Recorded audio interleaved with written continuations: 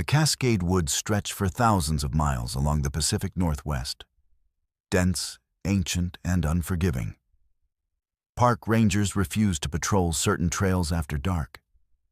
Hikers vanish on well-marked paths. Search parties find evidence that makes no sense. Camps that shouldn't exist. Voices that mimic the living, and things in the trees that watch. What you're about to hear comes from people who went into those woods and encountered something they can't explain. Some made it out. Others were never the same. And a few are still out there, walking trails that have no end. Welcome to Verified Fears. Before we begin, if you're fascinated by true accounts of the unexplained and the terrifying reality lurking in places we think we know, hit that subscribe button and turn on notifications. You don't want to miss what's coming next. Because every week, we bring you stories that will make you question what's really out there. Now, let's step into the Cascade Woods and hear from those who survived to tell their tale. I never used to be afraid of the woods. I grew up with trail maps tacked to my wall, my boots muddy and my pack worn thin. I always thought the real danger was losing your footing, not your mind. That was before last summer, when I drove out to a lesser-known trail in the Cascades, eager for 3 days away from everything human. I remember the sky was the kind of gray that makes the world feel smaller, pressing the clouds right down onto the pine tops. I watched the tree line swallow my car, then turned off my phone and dropped it into the bottom of my bag. I would regret that later, in ways I still don't know how to put into words. The trail started muggy and lush, the kind of thick summer air that clings even in the shade. I remember tracing the heel prints of whoever had been there before me. Wearing boots, big ones, always just ahead. Always a few hours old. Sometimes I'd catch a whiff of wood smoke that vanished if I tried to chase it. That first day was uneventful. I set up my small tent in a hollow between old fir trees. By nightfall, only birds, the chattering rush of the creek kept me company. I should mention that smell, though, right before sundown. A faint, earthy scent, not quite decay, not pine sap. Something like turned soil, raw and unsettled. I chalked it up to the wet rot in the roots. I woke up to silence. I don't mean the kind you hope for, the sleepy hush of the deep woods. I mean a complete muteness. No birds, no wind. Just the scrape of my own sleeping bag every time I shifted. Even then, with sunrise filtering silver through the mesh, I felt like I was underwater.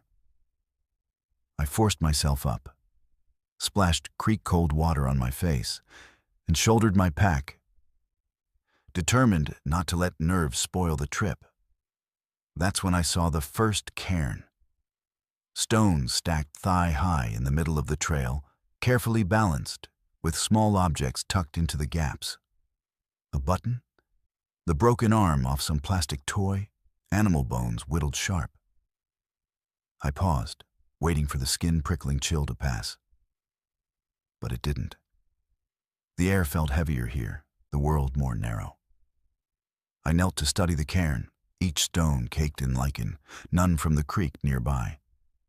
I told myself it was a local's marker or an old trail sign left by a forgotten hiker. I stepped off the trail to pass it, head down. 2 hours later, I found a second cairn. This one smaller, but somehow pointed, stones wedged at odd angles, the whole thing canted toward the trees. I took photos, more out of routine than curiosity, and sent a voice memo to myself. Weird markers. If I see a third, I'm out. My own attempt at a joke sounded thin in the still air. The third cairn showed up at lunchtime. Now, the woods had shifted. The light was wrong. Sunstripes came down, but didn't touch the moss. My canteen felt lighter in my hand, my feet heavier. It wasn't just the markers.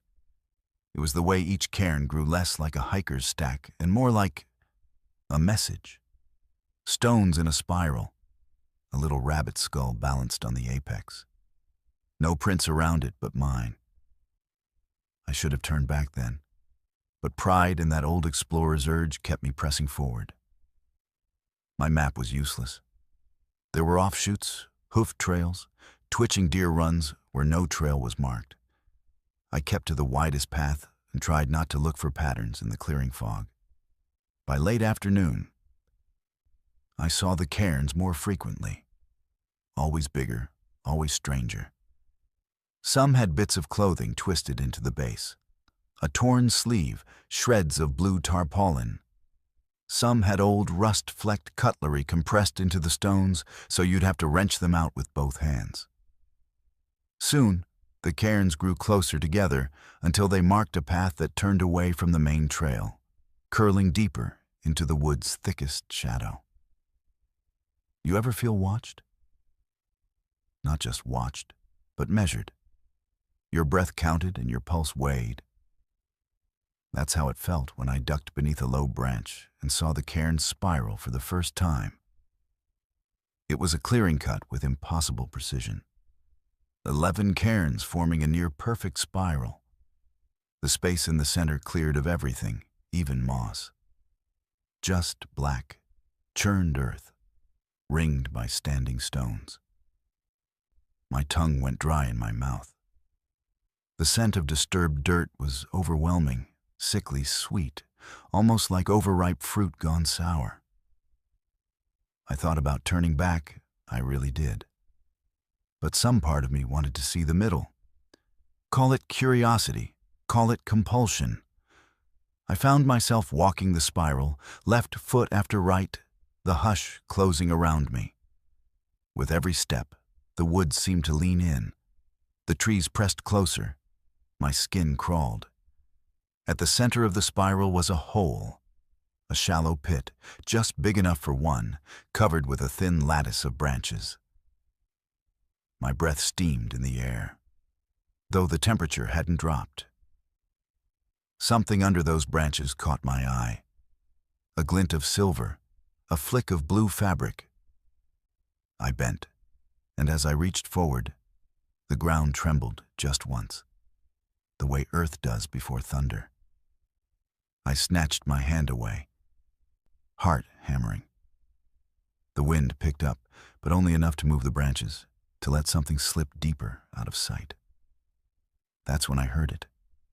The sound of gravel shifting, not 6 feet behind me. I straightened and turned. Nothing but the trees, needles shifting. Then a cough, a rough scrape of breath, not quite human. My fists clenched around my walking stick. I told myself it was an animal. I told myself anything. Then the voice. You're late. If terror has a taste, it is dry and sharp, like swallowing winter. I backed away from the hole, all my senses straining. I called out, asked who was there. Each word died small and hollow. The woods absorbed everything. The spiral was different now. Where I'd entered, a new cairn stood, blocking the way. I know how that sounds. I know you're thinking. Someone followed, someone placed it. But I hadn't heard so much as a twig snap. And when I looked back at the center, the pit was gone. Just churned earth. No trace of the branches, no glint of blue fabric. Panic set in. My feet tangled with roots as I tried to pick another way out. The woods didn't make sense anymore. Every direction was wrong. The cairns closed in, forming a corridor. I stumbled down twisted paths, the sensation of being herded growing stronger with each step. The woods pressed tighter, strange whistling sounds running through the needles. Not birds, not wind. More like something alive, exhaling, layering beneath my own frantic breaths. When I finally crashed back onto the main trail, the air shifted back to normal. A wind snapped through the trees, birdsong erupted, and just for a second, I could hear distant laughter, almost human, almost welcoming. The path was clear behind me. No cairns, no pit, nothing but my footprints and torn moss. You think you're safe once you reach your car. You think the grip of the woods lets go. But back at home, bits of earth kept turning up. In my backpack, in my boots. One rock, polished gray, on my nightstand each time I woke up shivering. Not my rock, not one I'd carried. The scent, the hush, the cold followed. Even now, telling you this, I swear I see the shadow of cairns in the corner of my room just before sleep pulls me under. If you plan to hike the Cascade woods, remember the cairns. Don't walk the spiral. And never, ever look for what's buried at its center. Some paths follow you home. Some stories, once you step into them, never really end. Let me tell you about something that happened in 1987, back when the Cascade Woods still felt conquerable, back when we thought we understood what lurked between those trees. This isn't my story. It belongs to the search and rescue teams who were there, to the family who lost their son for 3 days, and most of all, to the boy himself. Though I'm not sure he ever really came back. It was late August, the tail end of summer when families squeeze in one last camping trip before school starts. The Hendersons, Tom, Marie, and their 7-year-old son Michael, picked a campground deep in the Cascades, the kind of place where cell service was a myth and the ranger station was a 40-minute drive on logging roads. They'd camped there before. Michael knew the trails, knew not to wander. That's what made it so impossible when he vanished. It happened during the golden hour, that soft time before dinner when parents relax and kids burn off their last burst of energy. Tom was at the fire ring, Marie unpacking supplies from the cooler. Michael had been collecting pine cones 20 feet away, humming some cartoon theme song. Tom glanced up to check on him. Every parent does that automatic look. And Michael was gone, not walking away, not hidden behind a tree, just gone, like the forest had inhaled him. The panic was immediate. They searched the campsite, calling his name until their voices cracked. Other campers joined in, forming lines, sweeping through the underbrush. By nightfall, the rangers arrived with dogs and radios, and that tight-lipped professionalism that never quite hides the fear. The dogs picked up Michael's scent, heading east, away from the trails. Deeper into old-growth forest, where the canopy chokes out the sky. I want you to understand what 3 days means in those woods. 3 days of cold nights and no shelter. 3 days without food or water. 3 days for a 7-year-old boy who'd never spent a night away from his parents. The search parties pushed deeper each day, covering miles of terrain. They found nothing, no clothing, no footprints, no sign he'd ever existed. The forest swallowed evidence the way it swallows sound. On the 3rd day, a ranger named Bill McKenna was searching a sector they'd already covered twice. He told me years later that he almost didn't go back, that something about that particular grove made his skin crawl. The trees there grew different, twisted, their bark scarred in patterns that looked almost deliberate. The air sat heavy and still, like the woods were holding their breath. But he went anyway, because that's what you do when a child is missing. You go back. You always go back. He found Michael sitting cross-legged in a clearing, surrounded by a perfect circle of mushrooms, the kind locals call fairy rings. The boy was clean, not just alive, but pristine, like he'd just stepped out of a bath. His clothes weren't torn or dirty.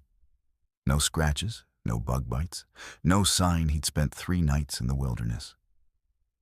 He was drawing in the dirt with a stick, intricate patterns that spiraled outward from where he sat. Bill called it in, relief flooding his voice. He approached slowly, speaking softly, the way you do with frightened children. Michael looked up at him, and Bill said, that's when he knew something was wrong. The boy's eyes were different. Not the color, but the way they focused. Too steady, too aware, like an old man staring out from a child's face. Hello, William, Michael said. Not Bill? William, his full name, the one only his mother used. Bill asked if he was hurt, if he was okay. Michael smiled, a small, knowing smile that didn't belong on a 7-year-old, and said, I'm better now. They taught me things, important things. The reunion should have been joyous. Marie collapsed to her knees, sobbing, pulling Michael into her arms. Tom kept touching his son's face, his shoulders, checking for injuries that weren't there. But even in those first moments, in the chaos of relief and tears, both parents felt it. The wrongness. The way Michael submitted to their embraces without returning them, patient and still, like he was tolerating the affection of strangers. The medical examinations found nothing. Perfect health, perfect vitals, no dehydration, no hypothermia, no trauma. The doctors couldn't explain it. Michael couldn't or wouldn't explain where he'd been. He spoke in circles, mentioning the tall ones, and the lesson, and the trees that remember. Child psychologists suggested trauma, dissociation, the mind protecting itself from 3 days of terror. They sent him home with his parents and a referral for therapy. That's when the drawing started. Michael had never been particularly artistic before. Stick figures and crayon scribbles, typical kid stuff. Now he drew obsessively, always the same scene with slight variations. Tall figures, impossibly thin, standing between massive trees. In every drawing, they surrounded a small tent. The Henderson family tent, identifiable by the blue rain fly. Always at night, always watching. The figures never had faces, just smooth, elongated heads that seemed to blend into the darkness between the trees. Marie found the first batch under his bed. Dozens of them, some drawn on paper, others scratched into cardboard, one carved into the wooden bed frame with something sharp. She brought them to the therapist, who suggested Michael was processing his fear, externalizing the trauma. But Marie knew her son. These weren't the drawings of a frightened child. They were too precise, too deliberate. They looked like maps. Michael started speaking differently. His vocabulary expanded overnight. Words a 7-year-old shouldn't know, concepts he couldn't have learned. He talked about mycorrhizal networks, about how trees communicate through their roots, about the forest as a single living organism. When Tom asked where he'd learned these things, Michael said simply, "They told me. In the quiet hours." Worse were the things he knew that he shouldn't. He told his mother about her miscarriage from 3 years before, the one she'd never discussed with him. He mentioned his father's brother, Tom's brother, who died in a hiking accident in these same woods 15 years earlier, long before Michael was born. He recited details. The color of the uncle's backpack, the weather that day, the exact location where they'd found the body. Details Tom had never shared with anyone. The night terrors came next, but they weren't like normal nightmares. Michael would sit up in bed, eyes open but unseeing, and speak in a voice that shifted between his own and something deeper, older. He'd recite names of people who'd gone missing in the Cascades over decades. Search and rescue teams would later confirm those names, cases going back to the 1950s. How could a child know them? How could he describe their faces, their last moments, with such clarity? Marie called Bill McKenna 6 months after the rescue. Her voice was thin, stretched tight with exhaustion. She told him Michael wouldn't stop drawing the figures, that he'd started sleepwalking toward the tree line behind their house, that twice she'd found him standing at the edge of the woods in the middle of the night, perfectly still, like he was listening to something she couldn't hear. The last thing she told Bill stayed with him for the rest of his life. She said Michael had told her, calmly, matter-of-factly over breakfast, that he needed to go back soon. That the 3 days weren't finished, that he'd only been loaned back to them. When she asked what he meant, Michael had looked at her with those two old eyes and said, "The woods remember me now, Mom. I'm part of the pattern. They'll call when it's time." Bill urged her to move, to get as far from the Cascades as possible.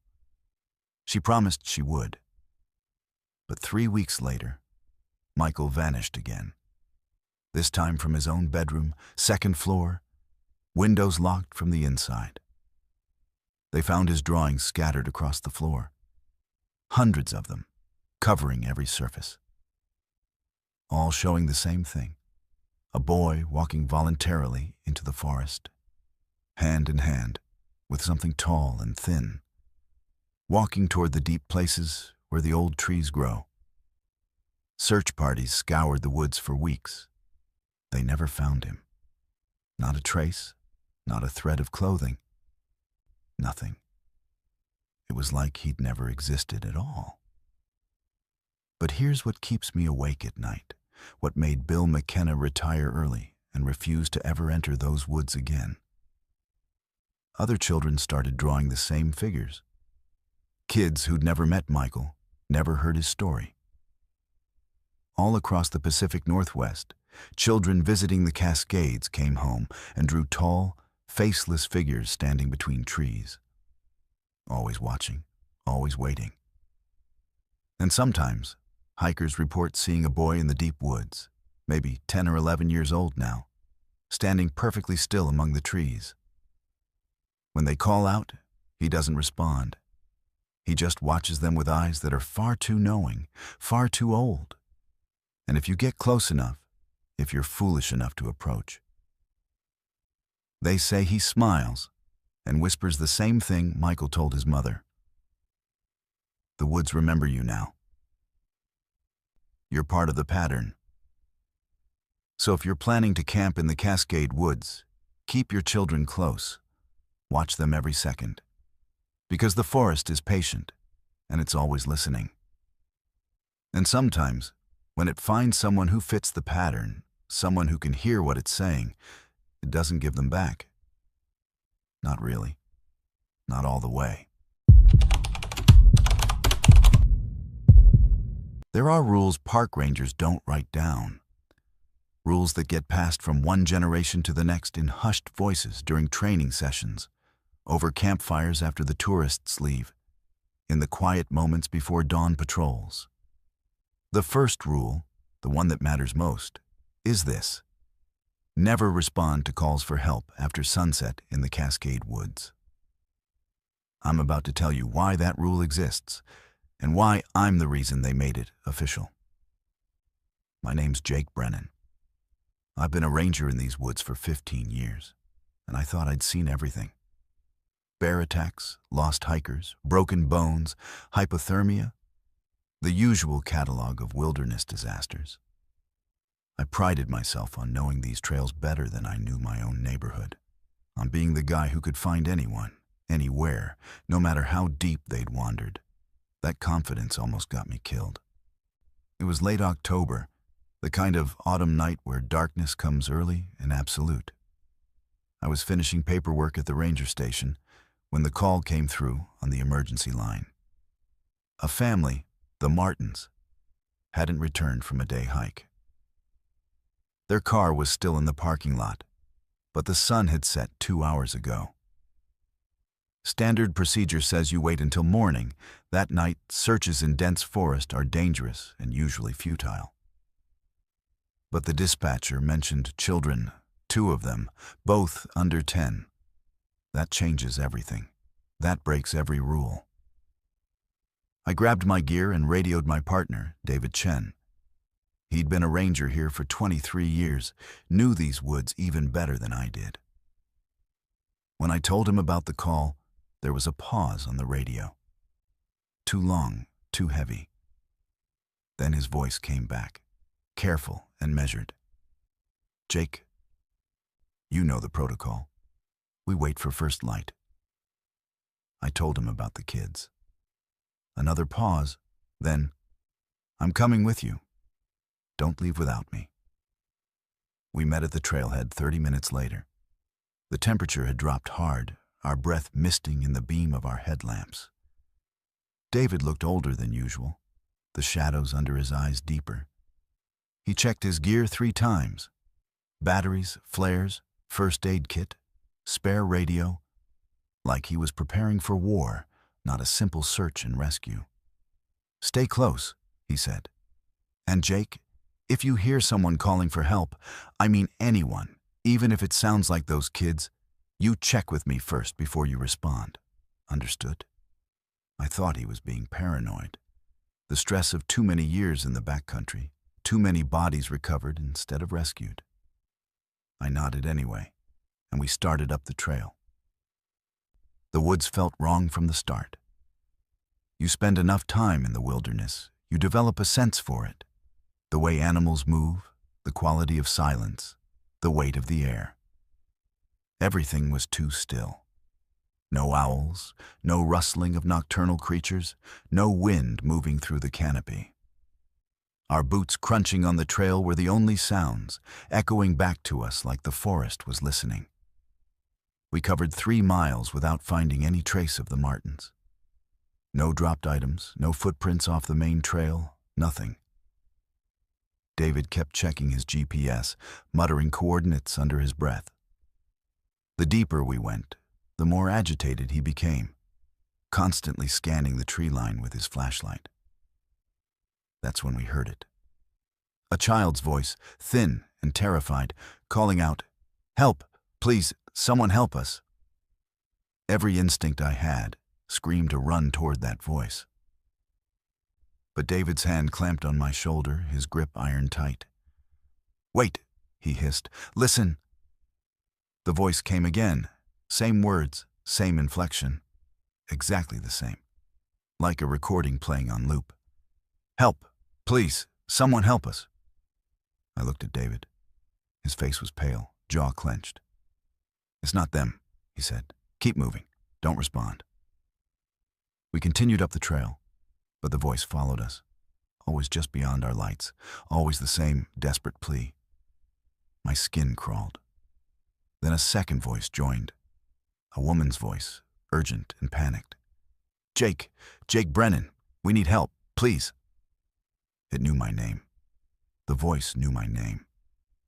David pulled me behind a massive Douglas fir, killed his light, and gestured for me to do the same.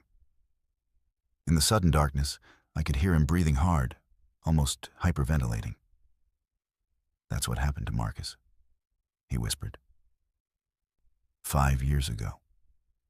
He responded to calls like that. We found him 3 days later, hypothermic, barely conscious. He kept saying something had led him in circles for hours, speaking in his mother's voice. His mother, who'd been dead for 10 years. The voices multiplied. Now there were 4, 5, maybe more, all calling our names, begging for help, promising they were just ahead, just a little further. Some sounded like people I knew, my sister, my old partner from a different district, even my own voice calling back to me from the darkness. David grabbed his radio. "Station, this is Ranger Chen. We have a code black. Repeat, code black." His voice was steady, but his hands shook. The response crackled back immediately. "Copy code black. Abort search, return to station. Do not deviate from marked trail." That's when the temperature plummeted. I'm not talking about a gradual drop. I mean instant, brutal cold that turned our breath to ice and made my fingers go numb inside my gloves. The voices stopped abruptly, replaced by something worse. Footsteps, dozens of them, circling through the underbrush around us, moving in perfect synchronization.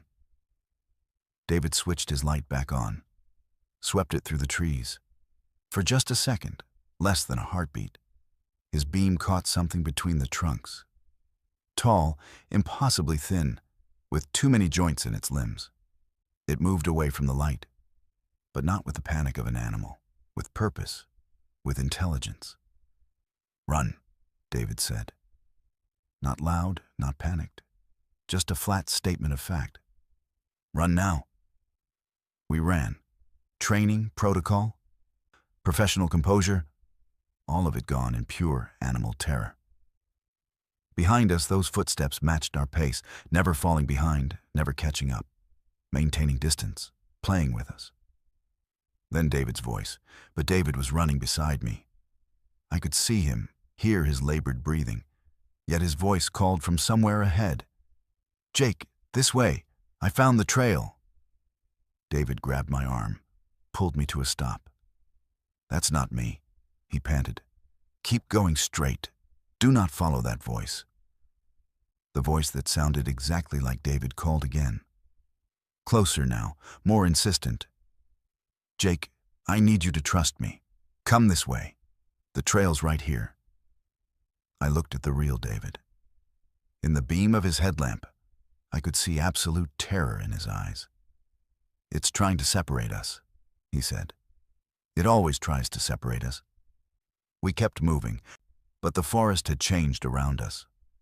Trees that should have been familiar looked wrong. Trails branched off in directions I didn't remember. My GPS showed our location, but the terrain didn't match. We were simultaneously exactly where we should be and completely lost. That's when we heard the real voices. Distant, faint, but unmistakably different from the others. The Martins. They were calling for help, genuine human fear in their cries. But they were coming from the wrong direction. Away from the trail, deeper into the forest, where the old growth becomes impenetrable. David looked at me, and in that moment, we both understood the trap. Those things, whatever they were, had found the Martins first. Now they were using the family's real voices to lure us deeper. "We can't," David said, and his voice broke. "Jake, we can't go after them." Every fiber of my being screamed against that decision. But David had been right about everything else. The voices, the cold, the things moving between the trees. So I made the hardest choice of my career. I turned away from those desperate cries and followed David back the way we'd come. The voices, all of them, the mimics and the real ones, followed us for another mile.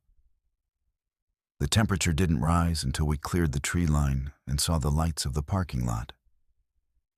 The moment we stepped out of the forest, everything stopped. The voices, the footsteps, the presence, like crossing an invisible barrier. We sent in a full team at first light. 20 rangers, search dogs, a helicopter. They found the Martins' campsite 2 miles off trail. Sleeping bags laid out, food still in coolers, no sign of struggle. But no family, no bodies, no trace they'd ever walked away from that site. What they did find were tracks.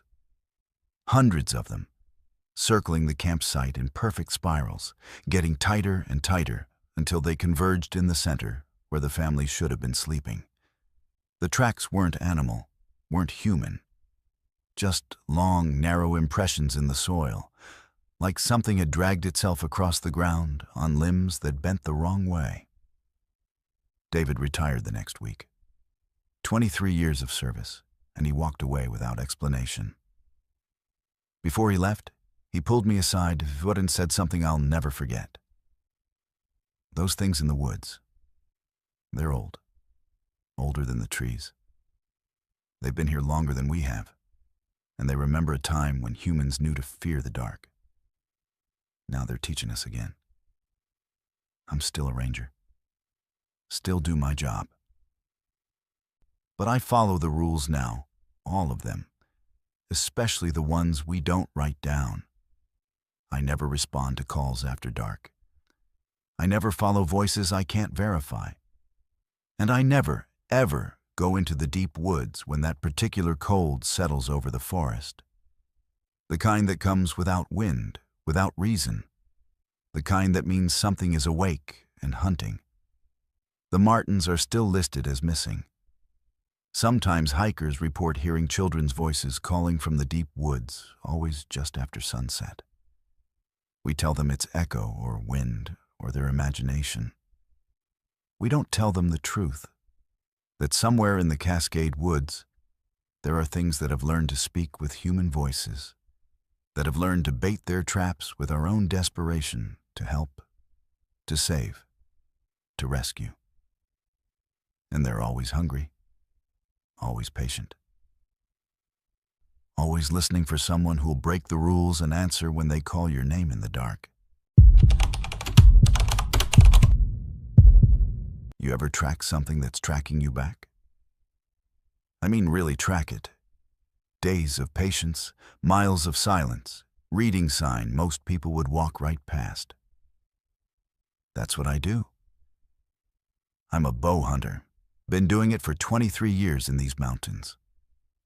I know elk behavior, know their patterns, know how they think. At least I thought I did. Until last November, when I followed one that was smarter than any animal has a right to be. I'd been tracking this bull for 3 days. Massive thing, maybe 6 by 6 points, prints deep enough to tell me he was carrying serious weight. I picked up his trail near Whitetail Ridge, followed it through creek beds and over granite shelves where most elk wouldn't bother going. The strange thing was how deliberate the path seemed. Elk wander, they browse, they zigzag. This one was walking with purpose, almost like it knew exactly where it was headed. The first day, I chalked it up to coincidence. Second day, I started noticing the patterns. The bull would stop at certain trees, always the same type, old-growth Douglas fir with bark scarred in vertical lines, and wait there. I could see where he'd stood, patient and still, sometimes for an hour or more based on the disturbed ground. What was he waiting for? What was he listening to? Third day, early morning, fog so thick I could barely see 20 feet. That's when I realized the bull was leading me. I know how that sounds. But I've tracked hundreds of animals, and they all do the same thing when they know you're following. They bolt, they hide, they change direction to throw you off. This elk did the opposite. It maintained just enough distance to stay out of sight, but left a trail a blind man could follow. Fresh droppings placed in the center of the path. Rubs on trees at exact intervals. It wanted me to follow. That should have been my warning. Should have been the moment I turned around and headed back to my truck. But hunters are stubborn creatures, and I'd invested 3 days into this. I told myself I was overthinking, that exhaustion was playing tricks on my mind. I kept moving. Around noon, the trail led me into a clearing I'd never seen before, and I've hunted these mountains for 2 decades. You don't just stumble onto clearings you've never seen. But there it was. A perfect circle maybe 40 yards across, ringed by trees that grew in 2 straight lines. The grass inside was dead, matted down in spiral patterns that converged on the center. And there, arranged in geometric precision, were bones. Dozens of animal skeletons, deer, elk, smaller creatures I couldn't identify, all positioned with their skulls pointing inward toward a single point in the middle. The bones weren't scattered by scavengers or weathered by seasons. They were clean, white, deliberately placed, like an offering, like a message. My hands went cold inside my gloves. Every instinct screamed at me to leave, but I found myself walking closer, drawn by a horrible fascination.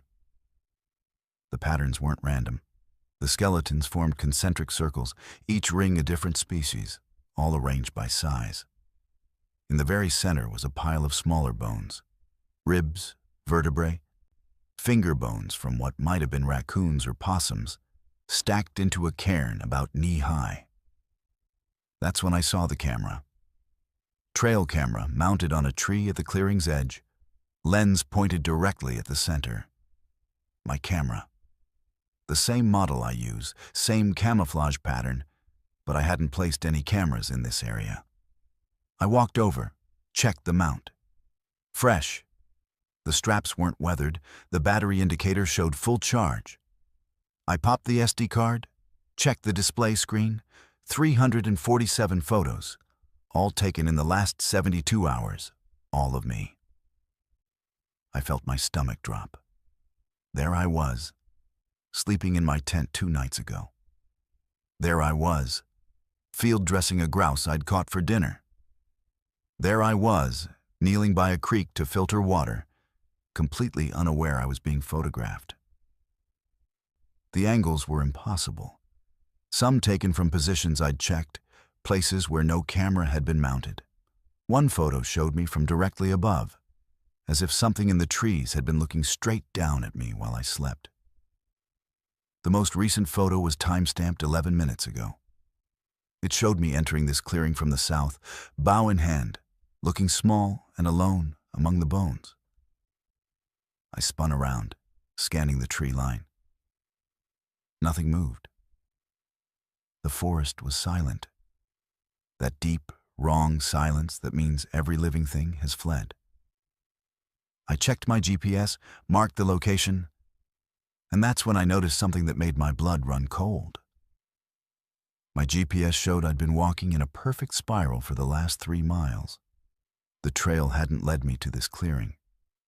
It had led me in circles around it, tightening with each revolution, until I'd finally reached the center.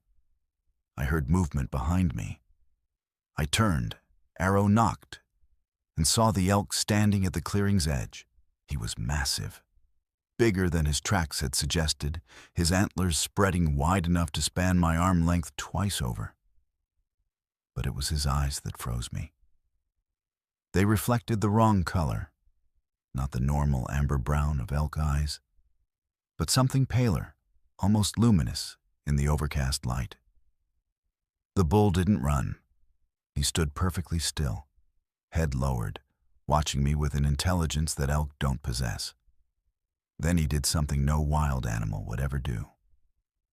He walked forward into the clearing, directly toward me. Not charging, not aggressive. Walking, deliberate, purposeful. I backed away, keeping my bow raised. The bull stopped at the bone cairn in the center, lowered his head. And I swear to you, he nodded.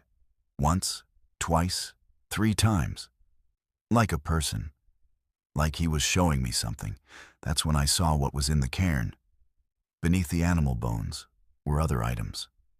A hunting knife, blade rusted beyond use. A belt buckle. A boot, rotted and collapsed. A watch, crystal cracked, hands frozen at 3:17. And photographs, dozens of them, scattered among the bones, all showing the same thing. Hunters. Different people, different eras based on the photo quality and clothing. All photographed in this clearing, all standing exactly where I was standing now. All wearing the same expression I could feel on my own face. Confusion, fear, realization. The most recent photograph looked like it had been taken in the 80s, the clothing, the style of the hunting rifle visible in the frame. The hunter in that photo was staring at something off camera, mouth open, eyes wide. Written on the back in faded ink. November 1987.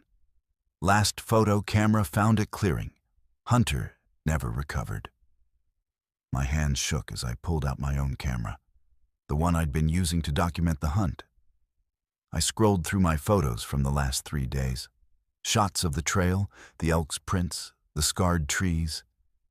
But there, in the background of almost every image, if I zoomed in close enough, was a shape. Tall, bipedal, maintaining distance, but always there. Always watching. The image quality degraded when I tried to focus on it, like it existed just outside the camera's ability to resolve detail. The elk stamped his hoof once. The sound echoed too loud in the stillness. Then he turned and walked away, but not back the way he'd come. He walked to the opposite side of the clearing and stood there, facing outward, blocking that path, like he was saying, "Not that way." I looked at the other gaps in the tree line. 7 openings total, 7 possible exits. The elk had blocked 1. That left 6. I chose one at random, started walking. But before I'd taken 3 steps, I heard movement. Another elk emerged from the trees, smaller, a cow, and positioned herself in front of that exit. Then another bull appeared, blocking a 3rd path. They were herding me. Just like I'd been herding game my entire hunting career, they were controlling my options, limiting my choices, pushing me toward a specific direction. The only path left open was to the north, toward the deepest part of the forest, where the old growth trees blocked out the sun and the GPS signal went sketchy. I ran. Forget pride, forget dignity. I crashed through underbrush, tripped over roots, my bow forgotten in my hand. Behind me, I could hear them, not chasing, but following, maintaining pace. The way a predator follows prey that's already exhausted, already beaten, just waiting for it to collapse. My lungs burned, my legs screamed, but I didn't stop until I hit a logging road I recognized. The moment my boots touched gravel, the sounds behind me ceased. I looked back. The tree line was empty. No elk, no movement, just the dark spaces between the trunks where anything could be standing, watching, waiting. I made it to my truck, hands shaking so badly I could barely get the key in the ignition. I drove 6 hours straight, didn't stop until I hit city lights and pavement and the blessed noise of traffic and humanity. 2 weeks later, Search and Rescue contacted me. They'd found my trail camera at the clearing, the one I'd discovered, the one with photos of me. They wanted to know if I'd placed it, if I knew anything about the location. They'd been searching the area because another hunter had gone missing. His truck was found at a trailhead, his trail tracked for 3 miles in a perfect spiral, and then nothing. Just a GPS marker at a clearing where bones were arranged in geometric patterns. They sent me the photos from my camera. The last image was time-stamped the day after I'd left. It showed the clearing from the familiar angle, focused on the center. And there, standing where I'd stood, looking at the bone cairn with the same expression of dawning horror, was the missing hunter. But he wasn't alone in the frame. Behind him, just at the edge of focus, was a shape. Tall, impossibly thin, with limbs that bent at wrong angles. And in its hands, or what might have been hands, was a camera. I haven't been back to those mountains, haven't touched my bow. I sold all my hunting gear, deleted all my photos from that trip except one, the clearest image I captured of the shape that had been following me. I keep it as a reminder that sometimes, when you go into the wild looking for game, you're not the only one hunting. Sometimes the thing you're tracking has already marked you, has already chosen you. And all that's left is to walk the spiral until you reach the center where the bones wait, where the cameras watch, where something patient and ancient collects trophies of its own. If you hunt in the Cascade woods, pay attention to the elk. If they're leading you somewhere, if the trail is too easy to follow, If you find cameras you didn't place, turn around. Because some hunts end with a trophy on your wall, and some hunts end with you becoming part of someone else's collection. And trust me, you don't want to know what's behind the camera when your picture gets taken for the last time. You ever sit down in a place that feels older than memory itself? Where the world grows soft and pulpy, and the quiet seems to hum under your skin. You ever breathe in air so thick with rot and sweetness that you start to wonder if something beneath your boots is feeding, watching, waiting for you to notice it? That was my job, my great dream, really. I'm a field mycologist. I trace fungal networks and log their lives, invisible yet everywhere, all across the Cascade woods. I thought I understood hunger, patience, decay. But nothing prepares you for a hunger that looks up from below and recognizes you. I arrived in mid-September, when the woods were moist but not yet sodden. Prime hunting season for mushrooms. I had a grant, a GPS unit, a battery of reference books. I also had a mission, though my friends called it an obsession. I was mapping the spread of a rare bioluminescent fungus that had been popping up in old-growth forests where soil maps drew blank spaces. My tent squatted beside a log spongy with velvet caps and chicken of the woods. Night fell quickly then, as if the trees wanted privacy. It started on my second morning. A sharp, sweet, almost fruity scent, like a peach rotting in the dark, seeped from the ferns. Nothing in my notes mentioned a smell like that. I lifted moss and leaf litter, tracing the scent to a ridge where wind drew odd patterns through the pines. There, the ground swelled in unnatural mats, pale and almost translucent, veins pulsing beneath the surface. That was the first wrong thing. As a scientist, I gathered samples and wrote everything down. But the forest pressed in. By noon, the air felt thick, heavy, my senses blooming out in all directions.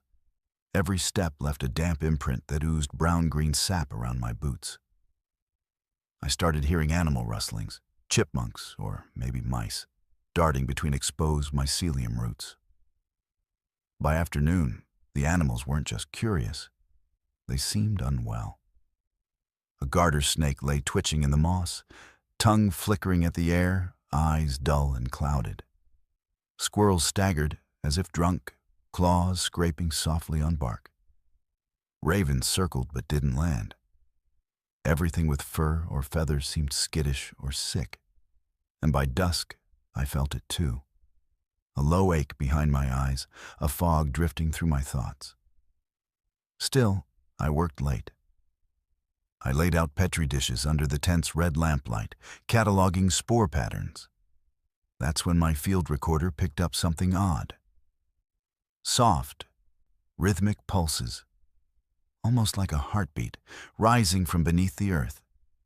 Too regular to be random, the sound made the hairs on my neck lift. I tried to tell myself it was groundwater shifting, but the rhythm matched my own pulse, beat for beat, until I turned off the recorder and silence snapped back. Thick and total. I tried to sleep. I dreamed of tangled roots strangling my ankles, of darkness breathing in soothing, childlike whispers. No words, just a feeling of welcome and warning at once. When I woke, my tent zipped shut but dusted with a fine white powder, as if it had snowed spores in the night. The air reeked of sweet rot. At breakfast, my eggs tasted off, bitter, metallic, as if the very air was seeping into the food. I wrote it down, but my handwriting stuttered with each faint tremor underfoot. The forest floor was alive, rising and falling ever so slightly, like something far down was stirring, stretching itself after a long sleep. I tried following a line of mycelium with orange flagging tape. After half a mile, the tape was gone, vanished, as if the woods had absorbed it overnight. GPS data glitched, coordinates looping back, or sometimes I'd walk 10 paces, and the numbers wouldn't change at all, like movement in a nightmare. Around noon, I stumbled across a patch of mushrooms I'd never logged before. Tall, meaty, bruising dark purple when I touched the caps. They clustered in a perfect circle, roots tangled together so tightly it looked like a net. When I knocked one over, milk-thick sap oozed out. And the other mushrooms seemed to lean in, almost hungrily, almost as if they resented the loss. That evening, a deer wandered into my camp. Its eyes were milky and unfocused, its movements jerky, uncertain.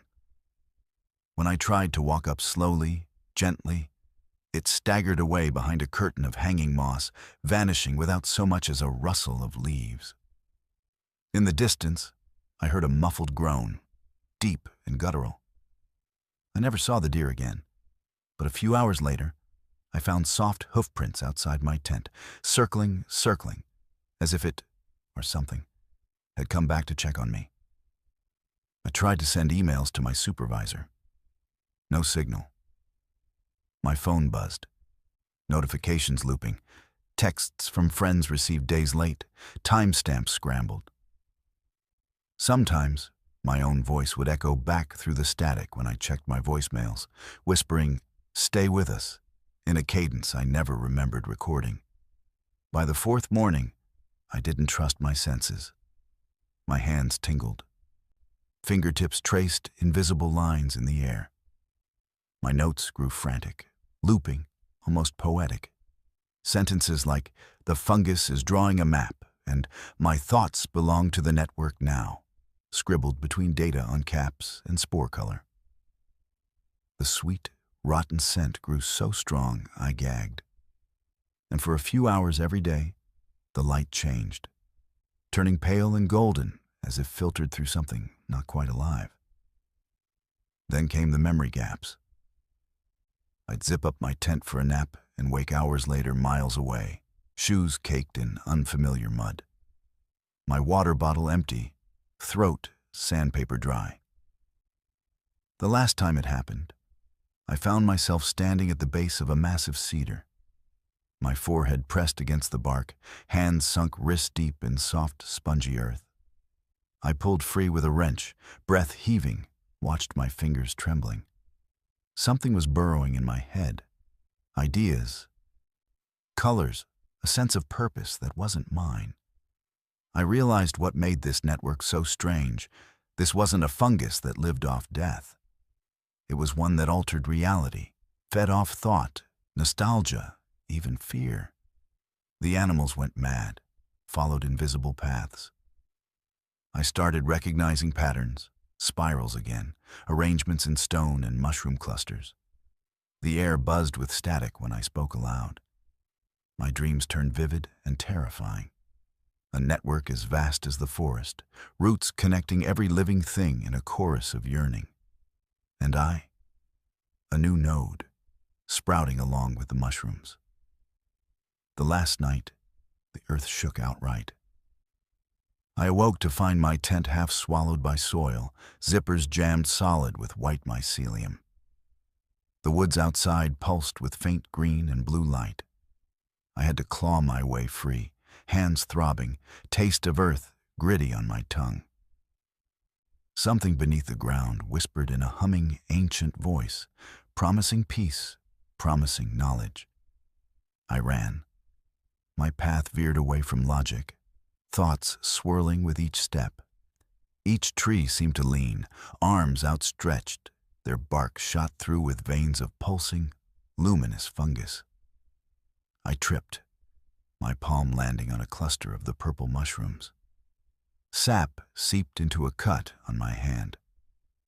The pain was bright, electric, and the world spun sideways. When I finally reached the logging road, I half crawled, lungs seizing. As soon as my feet hit gravel, the oppressive pressure receded. Colors snapped back to normal. The sweet, rotten scent vanished. I looked at my hands, veins outlined in faint, milky white. Under the surface, something pulsed. matching my heartbeat for a few moments before fading away. Back in town, I checked myself into a clinic. Blood work came back strange but inconclusive. I took a sample of the fungus with me. In the right light, it still glows. Sometimes, when I close my eyes, I see branching networks. Connections, roots, voices huddled together in the dark, waiting. Sometimes, entire hours slip away, and I come to standing in the yard, palms pressed against the dirt. If you ever walk the Cascade woods and catch a whiff of fruit gone sour, if the ground feels too soft, the silence too eager, and your memories start to shuffle out of order, walk back fast as you can. You may leave with your skin, but if the network wants you, it'll find a way inside. And you'll bring a piece of it home, pulsing under your skin, feeding, waiting for its season to bloom. You know those sounds your brain files under impossible? The ones you can't explain, so you laugh them off later because the alternative would keep you up at night? I teach people how to survive in the Cascade woods, how to build shelter, find water, keep their heads straight. I'm supposed to be the rational one. But there is a tree in those woods that screams like a human being, and once you've heard it, every other noise out here sounds wrong. My name's Eric. I'm a survival instructor, been doing this long enough that the forest feels more familiar than my own living room. I've heard cougars scream like women, owls shriek like children, wind howl through deadfall like a freight train. I know how sound warps in the dark. I also know what I heard that night didn't belong to any animal with bones. It was a 5-person advanced course. 3 guys, 2 women, all in their late 20s, city strong but not wood smart yet. My job was to fix that. We hiked in about 12 miles off the main road, into old growth where the trunks go wide and the canopy eats most of the sky. The air was damp and heavy, pine sweet and mushroom rich. It was late autumn, the kind of cold that waits until you stop moving to sink its teeth into you. We made camp in a shallow basin ringed by massive Douglas firs, one of those spots I'd used a dozen times. Water nearby, natural windbreak, enough downed wood for a decent fire. There was one tree I'd never camped near before, though. It towered over the rest, bark twisted and scarred, like it had survived a dozen lightning strikes. The locals had a nickname for it, I remembered suddenly. The listening tree. I'd always thought that sounded poetic and a little silly. We set up tarps, built a good fire, cooked a simple meal. The group was in that sweet spot. Tired enough to listen, not so tired they made stupid mistakes. We went over night protocols, bear hangs, basic navigation. By the time the fire had settled into a bed of orange coals, everyone was half asleep in their bags, faces flickering in the low light. Somewhere around 3 in the morning, I woke with that sharp, electric snap of awareness that something has changed. The fire was down to a dull glow. The sky beyond the tarp was ink black. The usual nocturnal noise, rustles, distant calls, wind, was gone. Dead silence. I've been in quiet woods. This was not that. This was the quiet you get in the moment before glass shatters. Then the tree started screaming. It was low at first. A groan that shivered up from the roots, through the soil, into my bones. Then it rose, higher, louder, until every hair on my body stood on end. Imagine every awful human sound you've ever heard. Sobbing, begging, raw-throated terror, blended and forced through a single throat far too small to hold it. That's what it sounded like. Dozens of voices braided into one. All 5 students bolted upright at the same time, eyes huge, heads snapping toward that massive trunk at the edge of camp. Nobody said a word. Nobody had to. The sound drilled straight past language and into the old part of the brain that only knows two options: run or die. Stay in your bags, I managed, though my own legs were twitching to move. Don't run, don't. A new peak of that scream sliced my words in half. It wasn't coming from the canopy or the branches. It was coming from inside the wood. That's the part my brain still wants to reject. The trunk itself seemed to vibrate, bark shuddering with the force of it.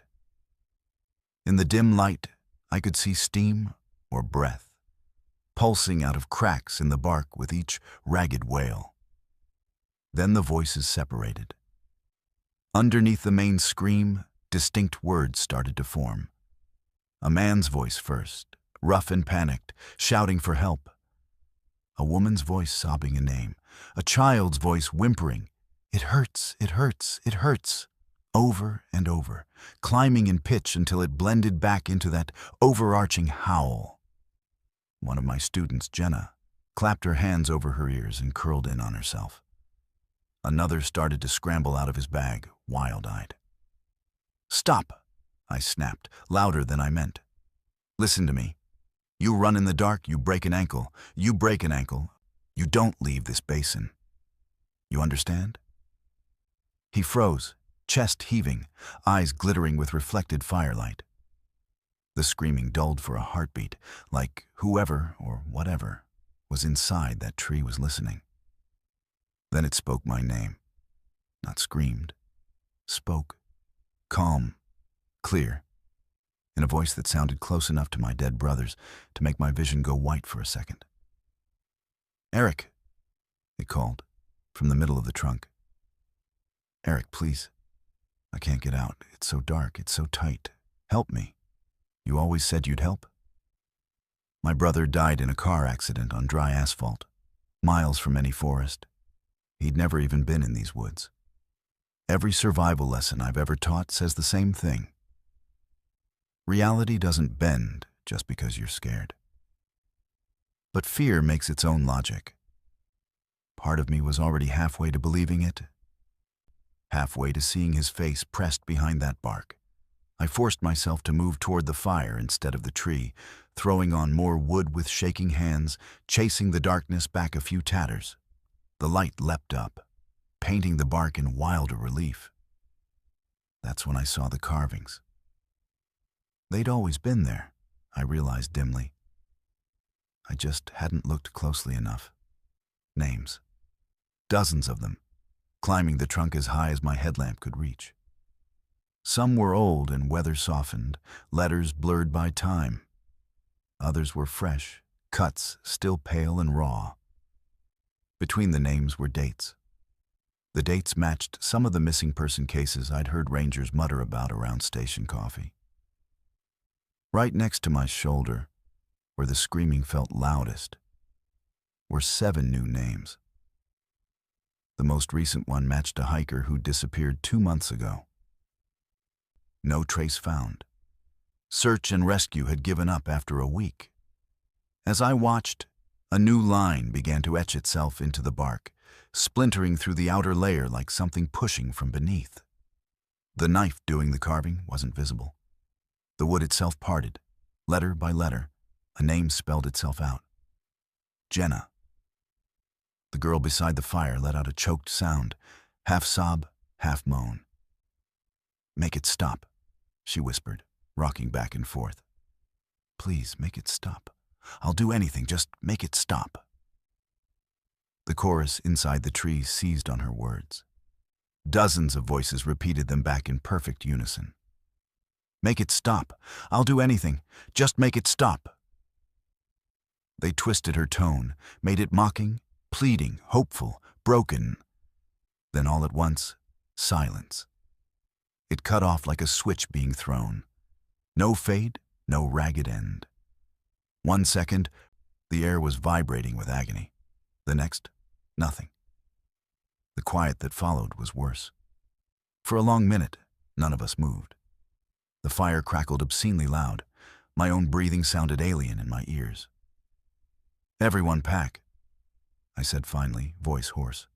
Now, we're leaving. Headlamps on. You stay within arm's reach of me. If anybody lags, I will drag you. They moved. Shock makes people obedient. Within minutes, we had packs on, bags half stuffed, gear dangling. I didn't care. Weight is fixable. Dead is not. As we skirted the edge of camp, I made the mistake of glancing up at the tree one last time. The names near eye level had changed. My own name was there now, shallow but legible, the cut edges still oozing clear sap. Underneath it, half-formed, first 3 letters carved and waiting for the rest, was Jenna. The bark around those lines pulsed faintly, as if something beneath it was still pressing, still writing. I didn't tell her. What good would it have done, except to seed a terror so deep she'd never sleep again?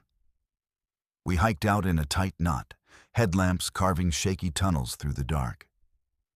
The forest around us stayed unnaturally still for a long time. No night sounds, no branches shifting, just the scuff of our boots and the ragged drag of our breathing. About a mile from camp, the woods exhaled. Crickets started their high, thin song. An owl hooted, exactly the way an owl is supposed to. The air warmed a fraction. The trail looked normal again, just dirt and roots and rock. Behind us, faint as the memory of a cry, the tree let out one last sound. Not a scream this time. A sigh. Relieved. Patient. Like something that had added new names to a list. It knew it would finish eventually. I filed the incident report when we got back to the station. Left out the impossible parts. Wrote about unidentified animal distress vocalizations, client panic response, decision to evacuate early. The other rangers glanced at the location on the form, then looked away quickly. One of the older guys clapped a hand on my shoulder and said, "You camped near the big one, huh?" "Locals call it the screaming tree," he added quietly, when the others were out of earshot. "We try not to put groups near there. People hear things, see their own names sometimes. Easiest way to handle it is to pretend it's just a story." I still teach in those woods, still walk past that basin on the topo map and steer a little wide. But some nights, when the wind hits my apartment windows just right, there's a note under the howl that makes my gut clench. A thread that sounds like someone trapped on the other side of the glass, wearing my brother's voice, my student's words, my own name. If you're ever deep in the Cascades, and you find a massive, scarred fir ringed with unnatural quiet, if the bark is covered in names and one of them looks almost like yours, don't touch it. Don't speak near it. And when the screaming starts, no matter whose voice you think you hear inside, do not answer. Trees aren't supposed to remember us. That one does. And it's still adding lines. There's a tree in the Cascade woods that shouldn't exist. I don't mean rare. I don't mean endangered. I mean, it doesn't fit the reality the rest of the forest obeys. People who find it never forget it. Some come back changed. Others don't come back at all. I found it once, and for 3 nights afterward, I heard my name coming from inside the bark. Let me start at the beginning. I was part of a wilderness therapy group. 8 college kids dealing with various flavors of burnout, anxiety, depression. The kind of program where you're supposed to reconnect with nature and find yourself. We'd been hiking for 4 days, journaling by firelight, doing trust exercises that felt forced but weren't entirely useless. I was starting to feel better, starting to believe the brochure promises. On the 5th morning, our guide, Sam, mid-30s, the kind of weathered calm you only get from years in the backcountry, told us we had a solo day. Each of us would pick a direction, hike 2 hours out, and spend the afternoon alone. Reflection time. No phones, no partners, just us and the trees. I chose east.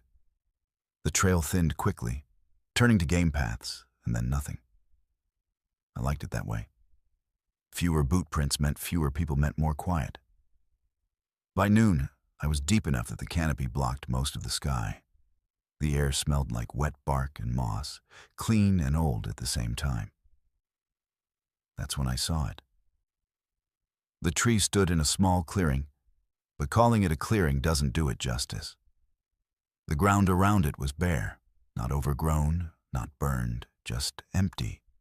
Smooth dirt, almost polished. And the tree itself was massive. A Douglas fir, maybe, but wrong. The bark was too dark, almost black, and it had a texture like scar tissue. The trunk was easily 12 feet across, wider than any tree I'd seen in these woods.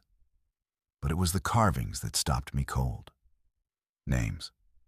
Hundreds of them, maybe thousands, carved into the bark from ground level to as high as I could see. Not fresh. Some were so old the bark had grown over them, leaving only faint impressions. Others looked recent, the wood still pale where the knife had cut. I stepped closer, running my fingers over the nearest ones. Jonathan, 1952. Mary, 1978. Help, 2003. Please, 2011. They weren't all names. Some were dates, some were just numbers, or symbols I didn't recognize. And some were pleas, desperate single words scratched deep. The deeper I looked, the more unsettling the patterns became. Several names were repeated, the same name carved a dozen times, dates spreading across decades. I took out my phone to get a photo, even though I knew there was no signal out here. Through the camera screen, the tree looked different, darker. The carvings seemed to shift, rearranging themselves. I blinked, looked with my bare eyes, normal again. Looked through the phone, wrong again. I put the phone away. My hands were shaking. That's when I noticed the silence. Not peaceful, not natural. The entire forest had stopped breathing. No birds, no insects. Even the wind had died. The only sound was my own pulse hammering in my ears. I should have left. Every instinct said run. But there was something magnetic about the tree, something that made my feet stick to the ground. I found myself walking closer, circling the trunk, reading more names. Some I recognized, not personally, but from news articles, missing persons reports I'd seen online over the years. Hikers who'd vanished in the Cascades, a couple from the 80s, a teenager from the 90s. And then I saw my own name. Not my full name, but close enough. Emma J., 2025. Today's year. My first name and middle initial. Carved at eye level, the wood around it still fresh, sap beating at the edges. My breath caught. I touched it. The carving was warm, like living skin. That's when I heard it. A voice. My voice. Coming from inside the tree. Emma, it whispered. Muffled and distant. Like someone calling from the bottom of a well. Emma, are you there? I jerked my hand back, stumbling. The voice continued, patient and calm. I've been waiting. I knew you'd come. Everyone comes eventually. I wanted to scream, but my throat was locked tight. The voice, my voice, sounded so reasonable, so familiar, like listening to a recording of myself, but stripped of all emotion. You should stay, it said. You should add your name properly, all the way. Stay with us. It's peaceful here. No more anxiety, no more doubt. Just rest. I ran. Crashed through underbrush, tripped over roots, didn't look back. The voice followed me for what felt like miles, always just behind, always whispering in that calm, dead version of my own tone. Come back, Emma. You know you want to. You know how tired you are. When I finally burst back into camp, gasping and wild-eyed, Sam took one look at me and went pale. "You found it," he said quietly. Not a question. I nodded, unable to speak. He sat me down, got me water, waited until my breathing slowed. Then he told me the truth. The tree was why he led groups here, not to help us find ourselves, to see who it would call.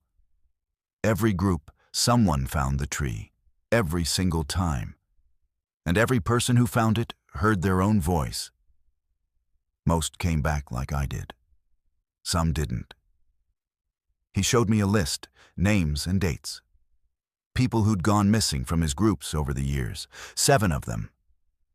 The program kept running, kept bringing people out here because, and this is the part that made my blood run cold, the families never blamed them. Every missing person left behind a note, found in their tent or their journal, saying they'd decided to stay, that they'd found peace, that they didn't want to be found. And the handwriting was always their own, but the wording was identical across all 7 notes. I should have closed the program years ago, Sam admitted. But I keep thinking if I understand it, if I figure out what the tree wants, I can stop it. I left the next morning. Didn't finish the program. Didn't say goodbye to the others. Just packed my bag and hiked out to the trailhead where my parents picked me up. For 3 nights afterward, I heard my name. Always around 3 in the morning. A whisper from the walls, from the heating vents, from the space between my heartbeat and my breath. My own voice calling me back. "Emma, we're not finished. You carved your name. That means you belong to us now." On the 4th night, it stopped, but I still feel it sometimes. A pull, like a hand on my shoulder, gentle and insistent. Sometimes I'll be driving and realize I've turned toward the mountains without deciding to.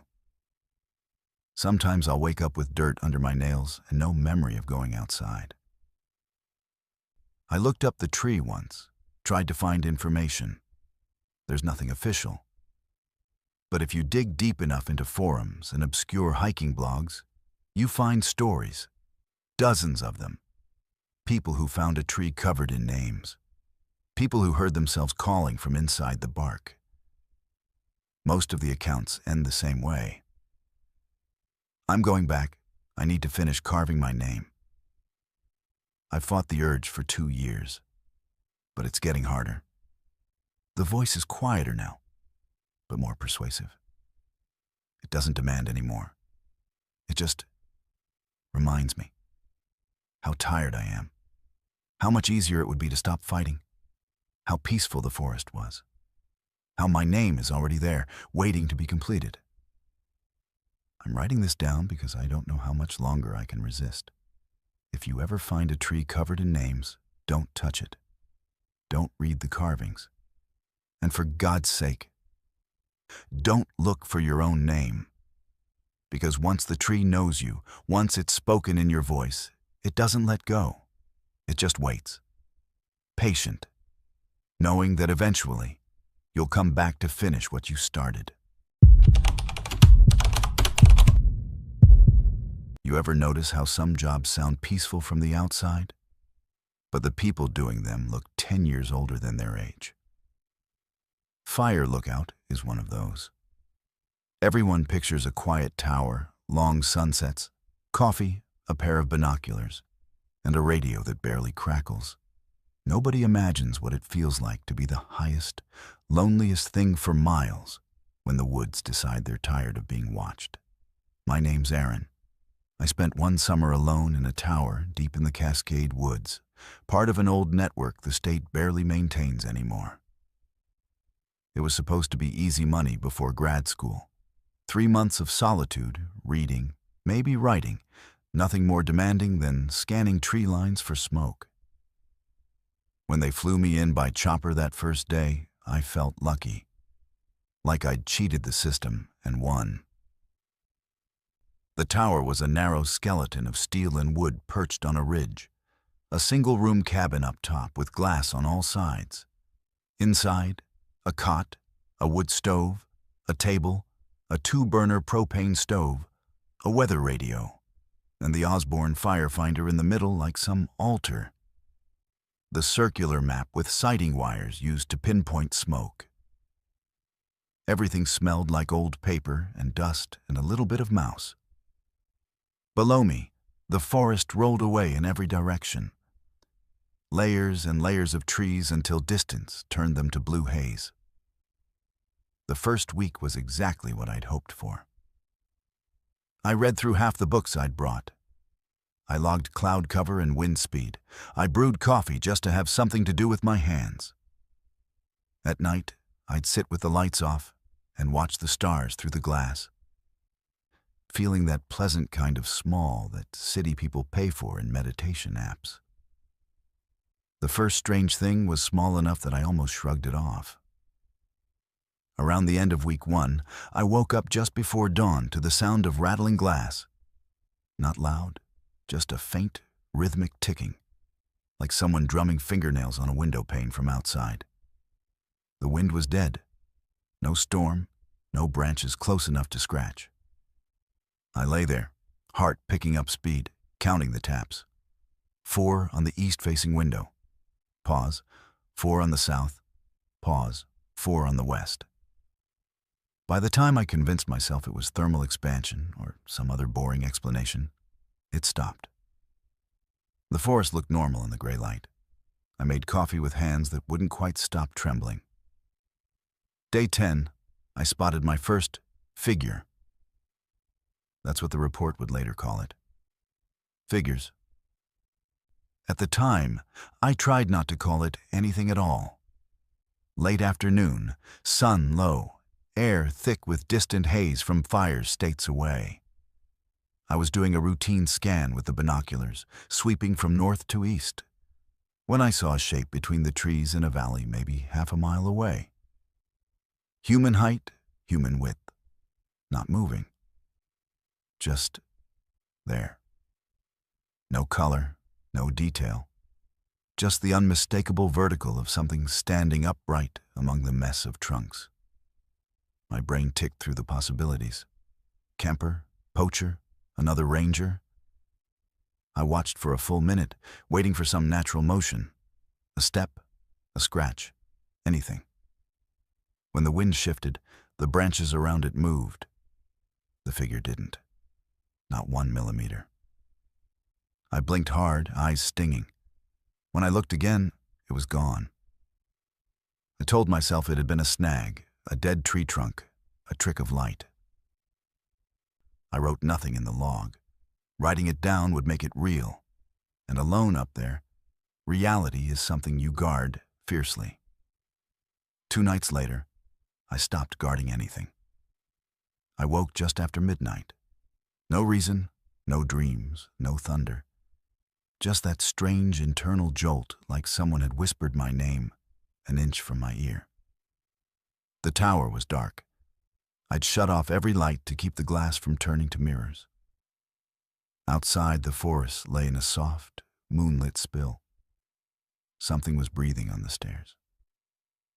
I don't know how else to describe it. I could hear every rung of the ladder up the tower vibrate just slightly, as if bearing a careful weight. No footsteps, just the tiniest creak of old metal and the slow, patient sound of someone exhaling, then inhaling. Not animal fast, not panning. Human pacing. Calm. My mouth went dry. I slid one hand out of the sleeping bag, reaching for the flashlight on the crate beside the cot. The breathing grew a shade louder. Whoever it was, they were close now. Halfway up, maybe 3/4. 100 tiny groans of aged bolts carried through the structure. I held my breath and listened. One more exhale. Another. Then nothing. The silence hit so hard my ears rang. I snapped on the flashlight and swept it around the cabin, then toward the trap door in the floor. Still bolted from the inside, the only way up. No shadow under the frame, no hint of movement. My heart felt like it might vibrate a screw loose. I spent the rest of that night sitting upright, back against the wall, light in my lap, listening to nothing and waiting for something. Morning came pale and slow. The forest yawned and stretched and pretended none of it had happened. I told myself I'd imagined it. Sleep paralysis, a stress dream. Anything was better than accepting that something had climbed halfway to my door and then disappeared. The radio crackled that afternoon with the usual check-in. Lookout 2, this is dispatch. Status? Lookout 2, all clear. Visibility 12 miles, no smoke. You sleeping okay up there, Aaron? The question jarred me. Yeah, fine. Why? A pause. Just checking. Some folks report strange noises their first couple weeks. The tower plays tricks. I almost asked, what kind of tricks? But I didn't, because the part of me that still felt like a rational adult didn't want an answer that might match what I'd heard. So I just said, copy that, and went back to pretending. The third week broke me. It was around 3 a.m., that time when even the owls get tired. I was half asleep, hovering in that foggy space between dreaming and waking, when my radio clicked on by itself. Not the usual squawk and voice, just a click, then another, then a long stretch of static. I rolled over and squinted at the unit sitting on the table. The power light glowed steadily. Nobody had called me. I reached for it and froze. Through the static, faint but clear, came my own voice. Lookout 2, all clear. Visibility 12 miles, no smoke. The same words I'd said earlier that day, played back in my tone, my cadence. Then the click again, then my voice from the day before. A routine check-in, different conditions, same bland professionalism. The radio was replaying me. I watched the speaker like it might grow teeth. The static hopped again. Dispatch, do you copy? My voice asked from some previous day. Then, without a break, without the little click that always comes before transmission, another version of my voice layered over it. Quieter, breathier. Aaron, let us in. My throat closed. The room felt too small. The windows too large. The quiet version of me kept talking, almost soothing. You're so tired. Your eyes hurt. Your head aches. You've been watching so long. Let us watch for a while. Just open the door, just for a second. I grabbed the radio and shut it off. The static died, but the echo of my own not-quite voice kept bouncing around my skull. I didn't sleep the rest of the night. Every time my eyelids sagged, I jerked back awake, certain that if I slipped under, the bolt on the trap door would quietly turn itself. The next day, I found the first set of recordings. I hadn't set the tower's old tape deck for anything but the occasional weather bulletin. But when I opened the cabinet below the main console, the light from my headlamp fell on a stack of labeled cassette tapes. Black marker, neat handwriting, dates going back years. Lookout log, 2013. Incident, do not erase. Voices, sample.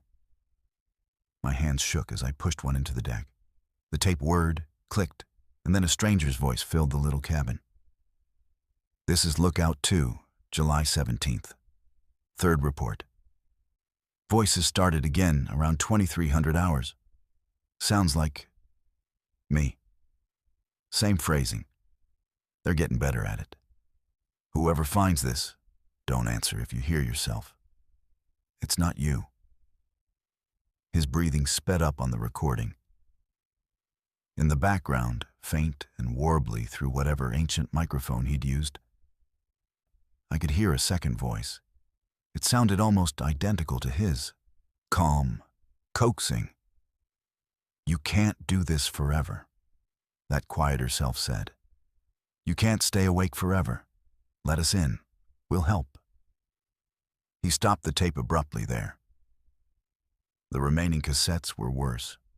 Fragmented logs, half sentences, long stretches of quiet punctured by tapping on glass and distant, overlapping versions of the same man repeating "all clear" until the words lost meaning.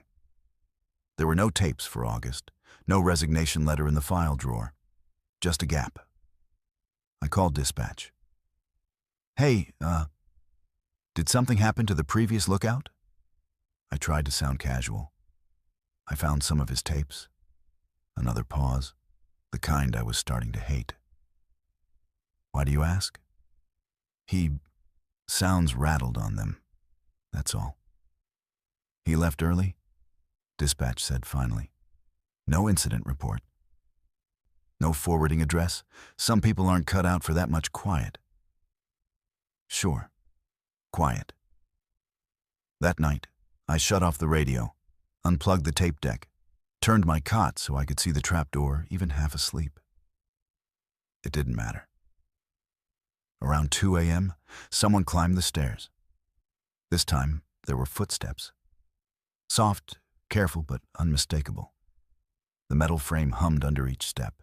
The breathing was back too, but closer, more numerous, like several chests rising and falling in time. I lay rigid, barely daring to blink, staring at the bolts on the trapdoor. They shivered as more weight moved onto the small landing directly beneath it. Then, a knock. Gentle, polite almost. 3 taps that made the whole hatch thud. "Aaron," my voice called from the other side of the wood. Cheerful, professional. "Lookout 2, this is dispatch. Radio check."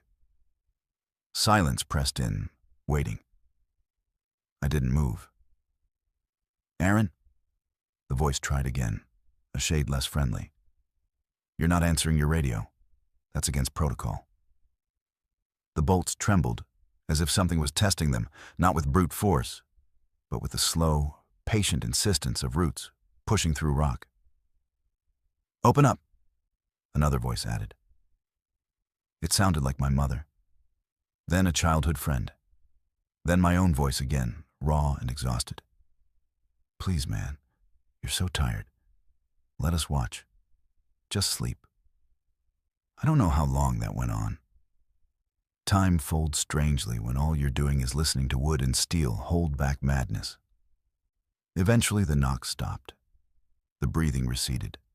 The tower settled, inch by inch, back into silence. At dawn, the world looked ordinary again. The ridge, the trees, a hawk circling, not caring about the tiny human box on stilts. On my last day up there, yes, I left early too. I did one thing the previous lookout hadn't. I made my own tape. I spoke directly into the microphone, voice hoarse but steady. "If you're listening to this in the same tower, and you've heard what I've heard, get out," I said. "Call it a mental health issue. Call it unfit for duty. Whatever you have to tell them. But leave. Because it's not just watching for smoke down there. It's watching you, learning you. One day it's going to guess the right thing to say in your voice. And when it does, you'll open the door." I left the tape in the deck. I didn't label it. They offered me a post the next summer. Different tower, they said.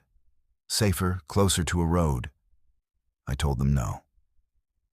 Sometimes, when it's very late and I'm very tired, I hear static in ordinary sounds. The hum of my fridge. The white noise of my laptop fan. Under it all, faint as a breath on glass, my own voice saying, "All clear. Visibility 12 miles. No smoke." And I get that feeling again.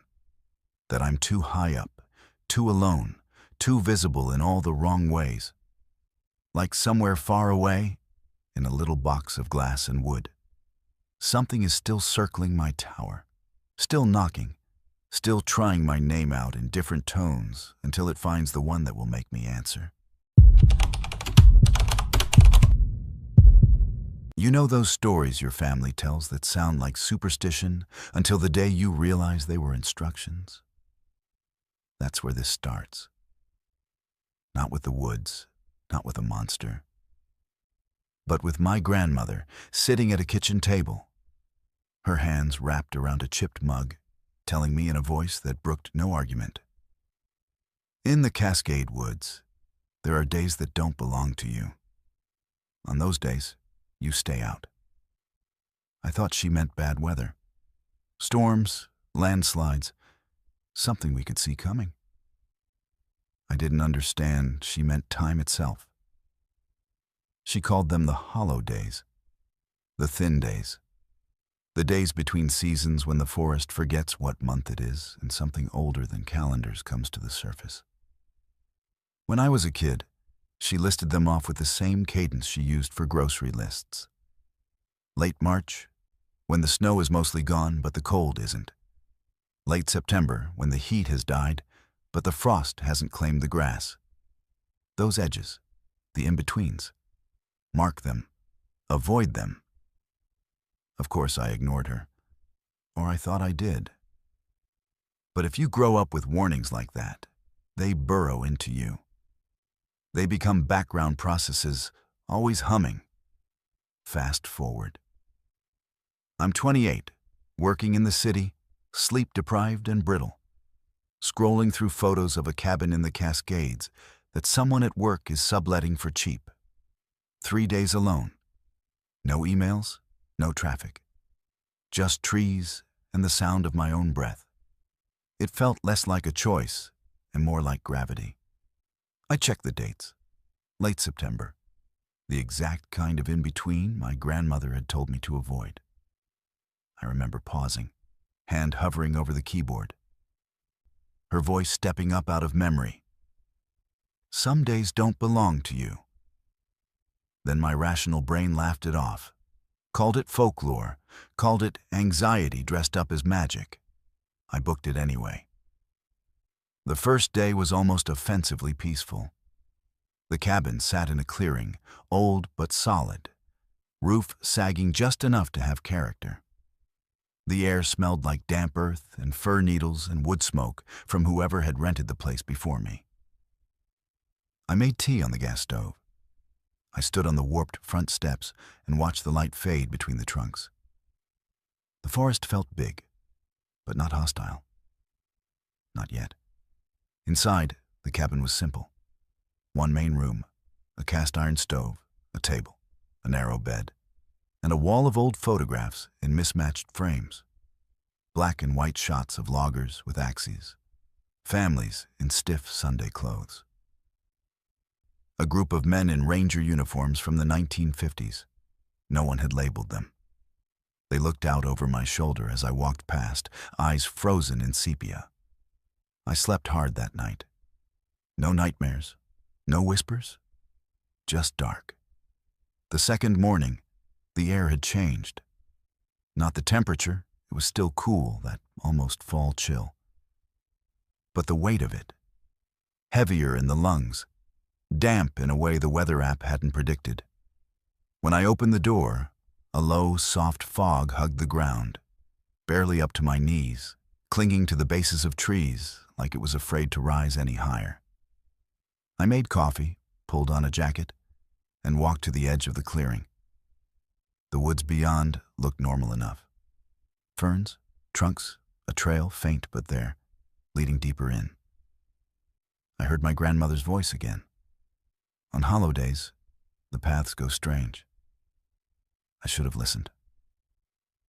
I stepped over the first root anyway. The forest swallowed the clearing behind me like a door easing shut. One moment I could still see the cabin roof through the trees. The next, it was gone.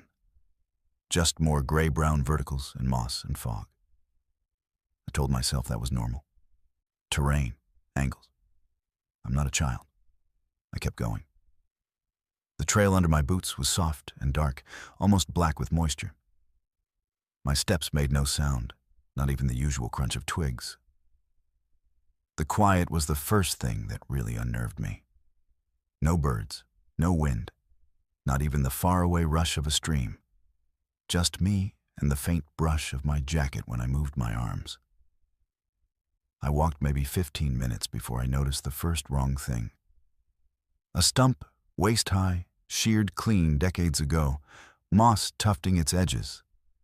On its flat top, someone had arranged stones in a ring, 11 of them. Each stone had been carved, or worn, into a smooth, perfect oval. In the center of the ring lay a single dried-out maple leaf, too crisp and orange for the surrounding green. "My grandmother would hate this," I said under my breath, because sometimes you talk to the air when the silence is too big. Little altars, little invitations. My voice sounded swallowed. It didn't echo.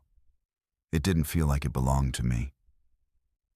I told myself not to touch the stones.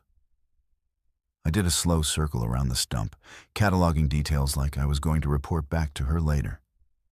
The way no moss grew on top, the way no needles had fallen inside the ring. The forest's floor was chaos everywhere but there. There, it looked curated. I kept walking. Here's the part that's hard to explain without you thinking I'm exaggerating. Distance stopped behaving. I'd walk what felt like 100 meters and glance back to find that stump still visible between the trunks, like it had followed me. Or I'd fix my eyes on a particular tree ahead, a big cedar with a lightning scar. And no matter how long I walked, it stayed the same size, just out of reach. I checked my watch. 10:37. I checked again what felt like an hour later.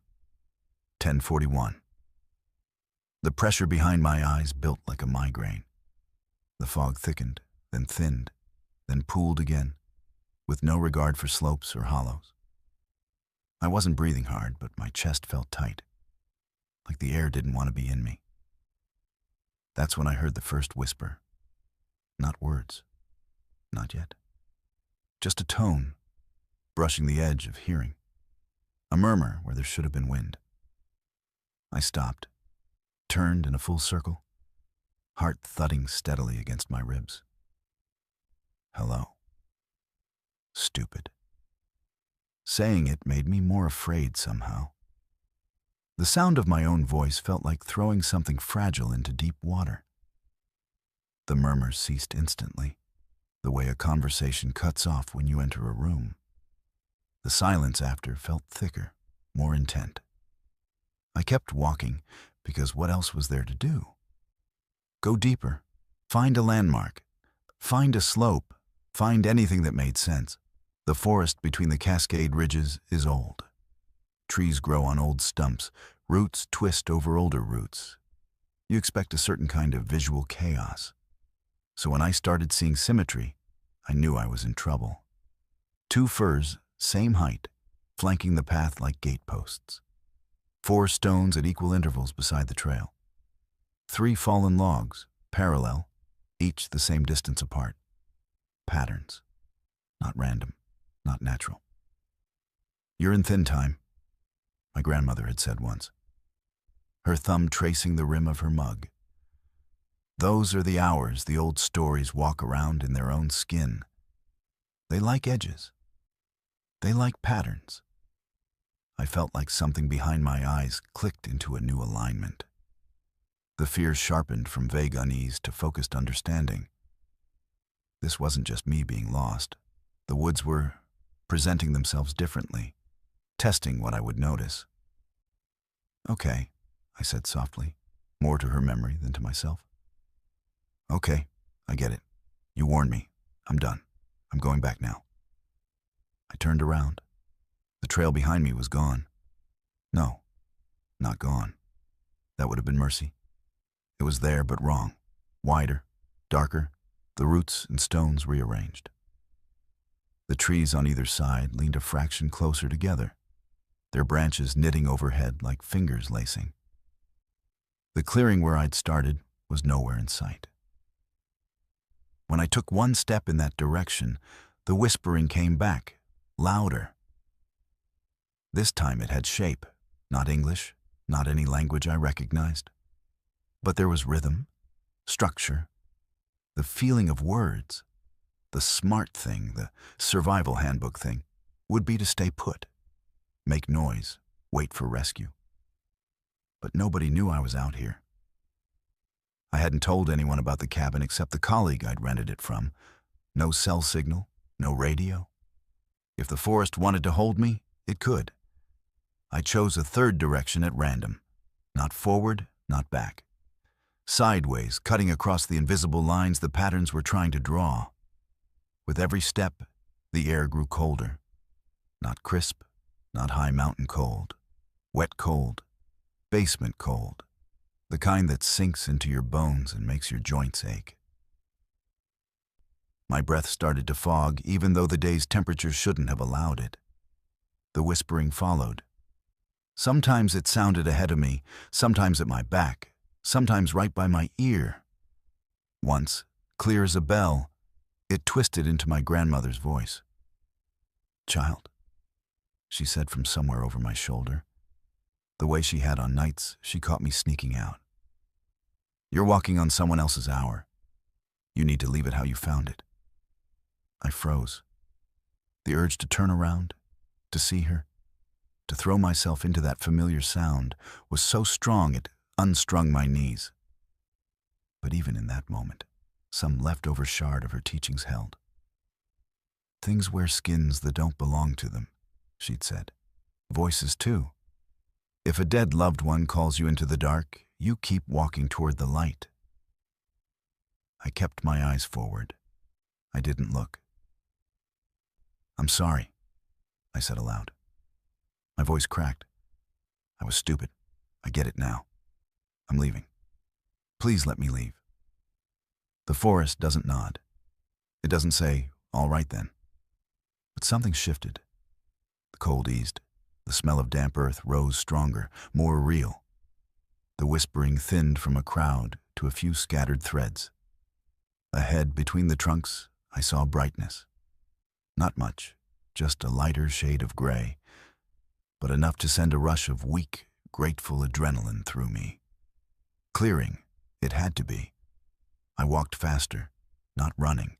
Running in the woods gets you twisted ankles and broken ribs, but pushing my stride, counting my steps like they were a spell.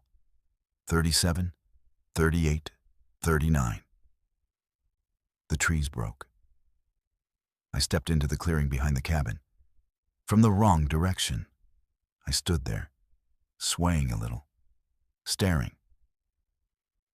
The cabin looked the way I'd left it. Same sagging roof, same crooked stovepipe. But I was on the far side now, facing the back door I hadn't used. The front steps where I'd sipped tea that morning were across the clearing, exactly opposite where they should have been if I'd truly turned around the way I thought. My watch read 10:47. I'd been gone. 15 minutes. My clothes were damp, my fingers numb, my throat raw from whispering apologies. In that short walk, the woods had taken me somewhere sideways. Somewhere that looked like my world, smelt like my world, but didn't line up right. And then, for whatever reason, they'd set me back down where I started. I didn't argue with the reprieve. I went inside. I locked the door. I packed. On the table by the bed, where there had been nothing before, lay a single object I hadn't brought. A dried maple leaf, crisp, perfectly orange, edges intact. It sat in the exact center of the wood, no stray dust around it. Underneath, faint enough I only saw it when the light hit just right, someone had scratched a word into the tabletop with something sharp. Returned. I left that afternoon, hours earlier than planned. The forest watched me go, trunks unmoving, branches still. No voices, no whispers, no cold. Just the normal, everyday weight of old trees and older soil. Back in the city, I checked the calendar. The day I'd walked into the woods, the day the fog hugged the ground and the air turned thick. was one of my grandmother's marked days, the equinox, the exact hinge between summer and fall. I lit a candle on my counter that night and apologized out loud to a woman who wasn't there. I thanked her, too, because something in those woods had listened to her words long enough to let me go when I finally repeated them. If you ever find yourself in the Cascade forests on a day where the light feels too heavy and the air sits wrong in your lungs, if your watch starts lying to you and the paths begin to mirror themselves, if you hear a familiar voice drift out of the trees at just the right pitch to break your heart, remember this. Not every day in the woods belongs to you. Some hours have other owners. And if you step into a hollow day by mistake, don't make yourself at home. Don't follow patterns. Don't answer voices that sound like you're dead. Turn sideways. Walk back. Leave the hour how you found it. If you're lucky, the forest will hand you back. If not, your name might be waiting there already. Carved somewhere just outside the world, you know, on a day the calendar never admits existed. Let me start this one a little differently. Forget the woods for a second. Forget creatures, voices, shadows between the trees. Imagine you come home, dump your gear, plug in your SD card, and realize your entire life in the forest has been shot from angles you never set up, like something out there was filming you back. That was my last season as a wildlife photographer in the Cascades. I've been doing this work for 30 years. I know how cameras behave when they glitch. I know the look of corrupted files, timestamps gone wild, GPS hiccups when satellites drop. This wasn't that. This was precise, intentional. Like whoever or whatever was behind the lens knew exactly what they were doing. It started with a routine check. I'd spent 4 days in the Cascade woods tracking a bull-elk migration, setting out a line of trail cams along a game corridor I've used for years. Same models, same positions. One at waist height near a salt lick, one angled low along a stream crossing, one high in a fir to catch predators cruising the edge. I could have drawn that setup from memory. The trip itself was uneventful. Too uneventful, if you want the truth. The animals were scarce. No bears on the berry slopes, no cats on the ridge lines. The kind of quiet that doesn't make sense in a healthy forest. I told myself it was timing, bad luck. I still swapped cards every morning, talking to the cams out of habit. "Let's see what you've seen for me," I'd mutter, palm on the plastic housing like a pat on the shoulder. On the last night, I remember waking up once in the dark with a distinct, sharp sensation of being watched. Not the vague paranoia you get the first time you sleep under thin nylon, but a focused, pinpoint awareness, like someone standing a few feet away was waiting for me to open my eyes. The tent was zipped, the night was still, and I was too tired to indulge it. I rolled over and let the sound of the creek drag me back down. Back home, I made coffee, sat at my desk, and started the familiar ritual. SD card in, folders open, thumbnails populating the screen. A small comfort, seeing the grid fill, deer here, a fox there. Shots of the same tree line as light shifted through the day. Then I hit the folder from the camera on the far ridge and felt my stomach drop. The first image was of me. Not a selfie, not a reflection. Me, walking along the trail, head turned toward something out of frame. The shot was sharp, well framed. My entire body centered. The metadata said it had been taken at 3:12 a.m. on the second night. I was asleep at 3:12 a.m. on the second night. My chair creaked as I leaned in. The angle was wrong for any of my cameras. Slightly elevated, off to the side, about 10 meters from where I remembered placing the ridge cam. The background showed my tent, faintly visible through the trees. I clicked to the next image. Another of me, this time bending to tie my boot. Timestamp, 03:1:14 a.m. Same night. The beam of my headlamp cut across the frame, but my eyes were dull, unfocused. Sleepwalking, maybe. I've never done that in my life. Next image. Me standing utterly still, head tilted like I was listening. Mouth slightly open, arms limp at my sides. Timestamp, 03:1:16. The fourth image took longer to resolve. A heavy, raw file dragging its feet onto the screen. When it finally appeared, my throat went dry. Me again, but closer. Too close. Whoever had taken it had been standing less than 2 meters away. The detail was obscene. Pores, stubble, the crinkle of my sleeping bag jacket. My eyes were wide this time, pupils blown. And there, reflected as twin smudges in my irises, were two pale shapes, like hands, holding something up to my face. I yanked the card out like it had burned me. My heart thudded in my chest, beating a little too fast for a man just sitting at a desk. For a few minutes, I just sat there, listening to my own breathing and the faint hum of the refrigerator down the hall. I convinced myself it was a prank. Had to be. Some hunter, some bored kids, someone who'd found my cameras and decided to mess with me. That explanation felt thin, even as I grabbed the next SD card and jammed it into the reader. Second card. Different corridor. Same story. The first dozen images were normal. Elk in flashes of motion. A cougar's tail cutting across the bottom edge. Raccoons blur crawling over moss. Then, again, there I was. This time sleeping in my bag. The tent door unzipped, the camera positioned at ground level just outside, lens peeking in. Flash off. Exposure long enough to capture every line on my relaxed face. Timestamp, 02:47 a.m. on night 3. I checked my field notes. At 21:30 that night, I'd written zipped in, temps dropping, creak louder. At 05:10, I'd written woke up to light rain. No mention of getting up.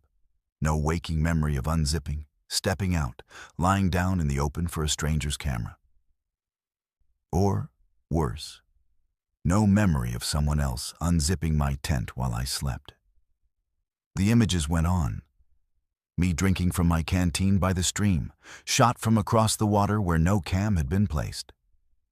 Me stepping behind a tree to take a leak, framed too high for any ground-mounted unit. Me walking with my pack slung over one shoulder, head turned toward something over my right shoulder that was never caught in the frame. I opened the metadata window on one of the shots and felt the world tilt a little. The GPS coordinates were there. Only, there were 3 sets. 3 locations listed under 3 different fields, all standard tags, but somehow simultaneously populated. One put the camera exactly where I'd mounted it 2 days before. The second placed it a full mile away, in a section of the forest I hadn't visited that trip. The third set of coordinates didn't make sense at all. Latitude and longitude numbers that didn't correspond to any place on Earth. The timestamps overlapped too. One photo marked SO253 had another image, clearly taken from a different angle, marked SO253 SO4. The same second, different perspective, as if more than one device had been shooting the same moment from multiple locations. I don't know how long I sat there, flipping through those files. The light outside shifted from morning to a washed-out afternoon without me noticing. It wasn't just that there were photos I hadn't taken. It was that there were photos I knew were impossible. One folder, deep in the directory, had no date label. Just a string of characters that meant nothing at first glance. I opened it and felt something in me recoil like a startled animal. No animals. No landscapes. Every frame was me. Not recent shots, These were older, years older. Different jackets, a younger face. One image had me with a beard I'd only worn for a single season almost a decade back. Another showed a hat I'd lost 5 years ago, holding it in my hands, turning it like I was trying to remember when I'd bought it. The backgrounds changed, different valleys, different ridgelines. But the composition stayed eerily consistent. Always at a slight distance. Always at just the right height to see my face clearly. Never close enough that I could have reached out and touched whoever or whatever was holding the camera. I checked the timestamps on that folder. Some were from seasons I remembered. Some were from dates I'd never been in the woods at all. One was from a year my right leg had been in a cast, when I'd spent 6 months on my couch, bitching about daytime TV. Another was from next spring, 10 months in the future. 04:23 a.m. My face older by a fraction, a new scar along my jaw I didn't have yet. The angle was looking down on me as I slept in a tent I'd never seen, under a ridgeline I couldn't place. The camera had a calendar of me that included days I hadn't lived. At that point, I did what any rational, seasoned professional would do. I lost it. I deleted everything, every folder, every shot. Dragged, dropped, emptied the trash, watched the progress bar inch along while my heart hammered against the inside of my ribs. My hand hovered over the SD card in the reader. For a second, I considered snapping it in half. Instead, I ejected it, drove back out to the Cascades, and hurled that tiny slice of plastic into the deepest part of the river I could safely reach. The sound it made hitting the water was pathetic, insufficient. For a few weeks, I pretended that was the end of it. I told myself I'd been overtired, that maybe the timestamps had glitched, the GPS data had corrupted. I'd made no backups. In a world addicted to documenting everything, I chose to let this vanish. Then, one night, I woke up in my apartment with the absolute certainty that there was a flash in the room. Not lightning, too contained, too local. I sat up, heart racing, staring into the dark. The afterimage of that square, white burst floated in my vision, burned into the backs of my eyes. My phone was on the nightstand, screen black, no notifications.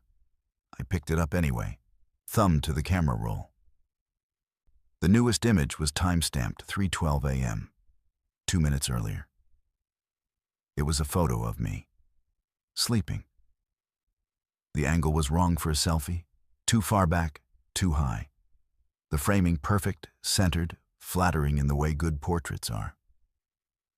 Behind me, in the dark, just at the edge where the grain started to eat detail, 2 pale shapes flanked my bed, elongated and indistinct.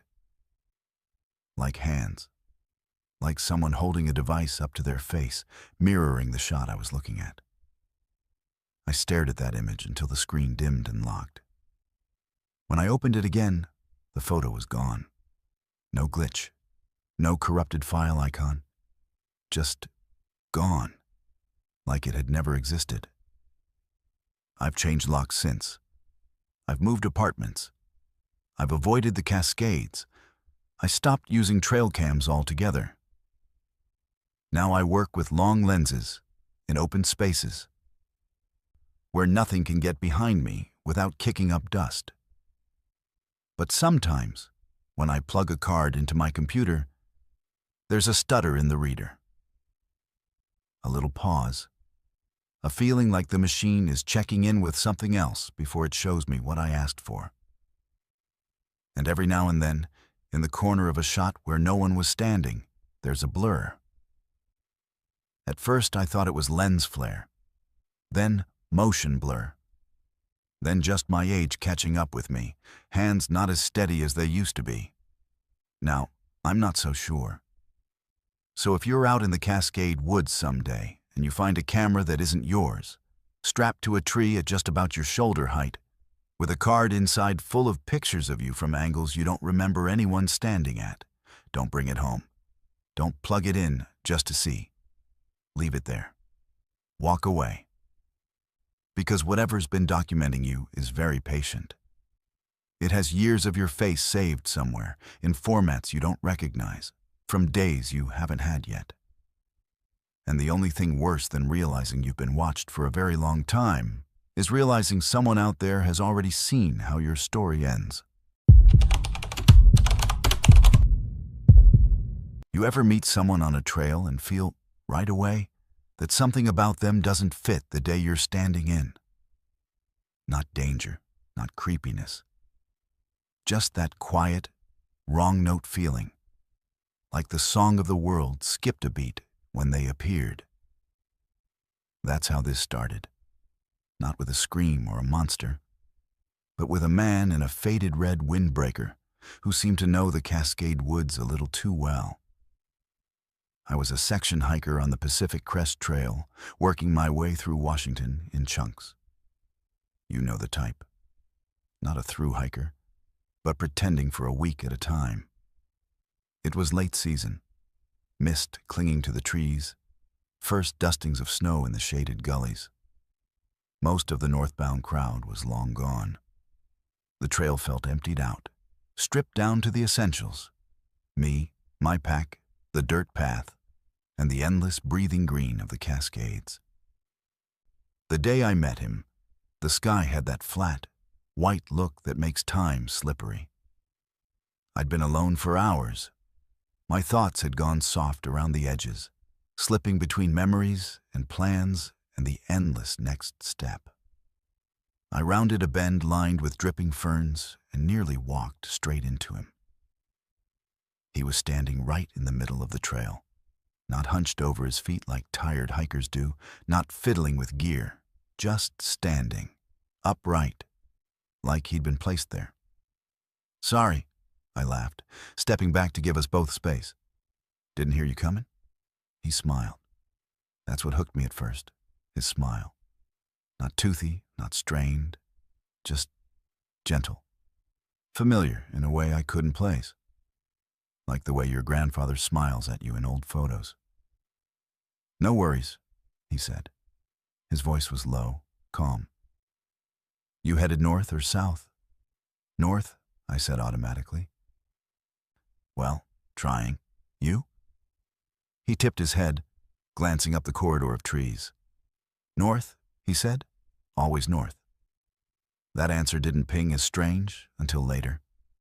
At the time, I just nodded, shifting my pack straps. We fell into step without saying we would, boots matching pace over roots and rocks. Hikers do that sometimes. You match speed and fall into a little temporary companionship, then peel off when camp calls.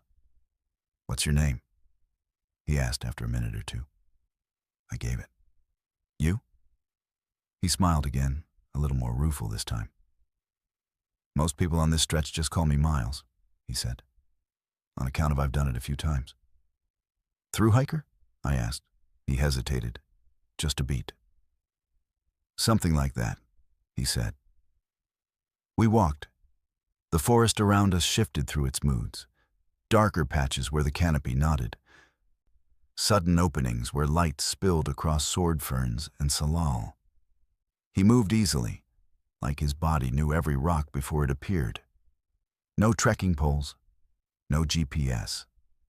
His pack was old, the kind with leather tabs, patched in a dozen places.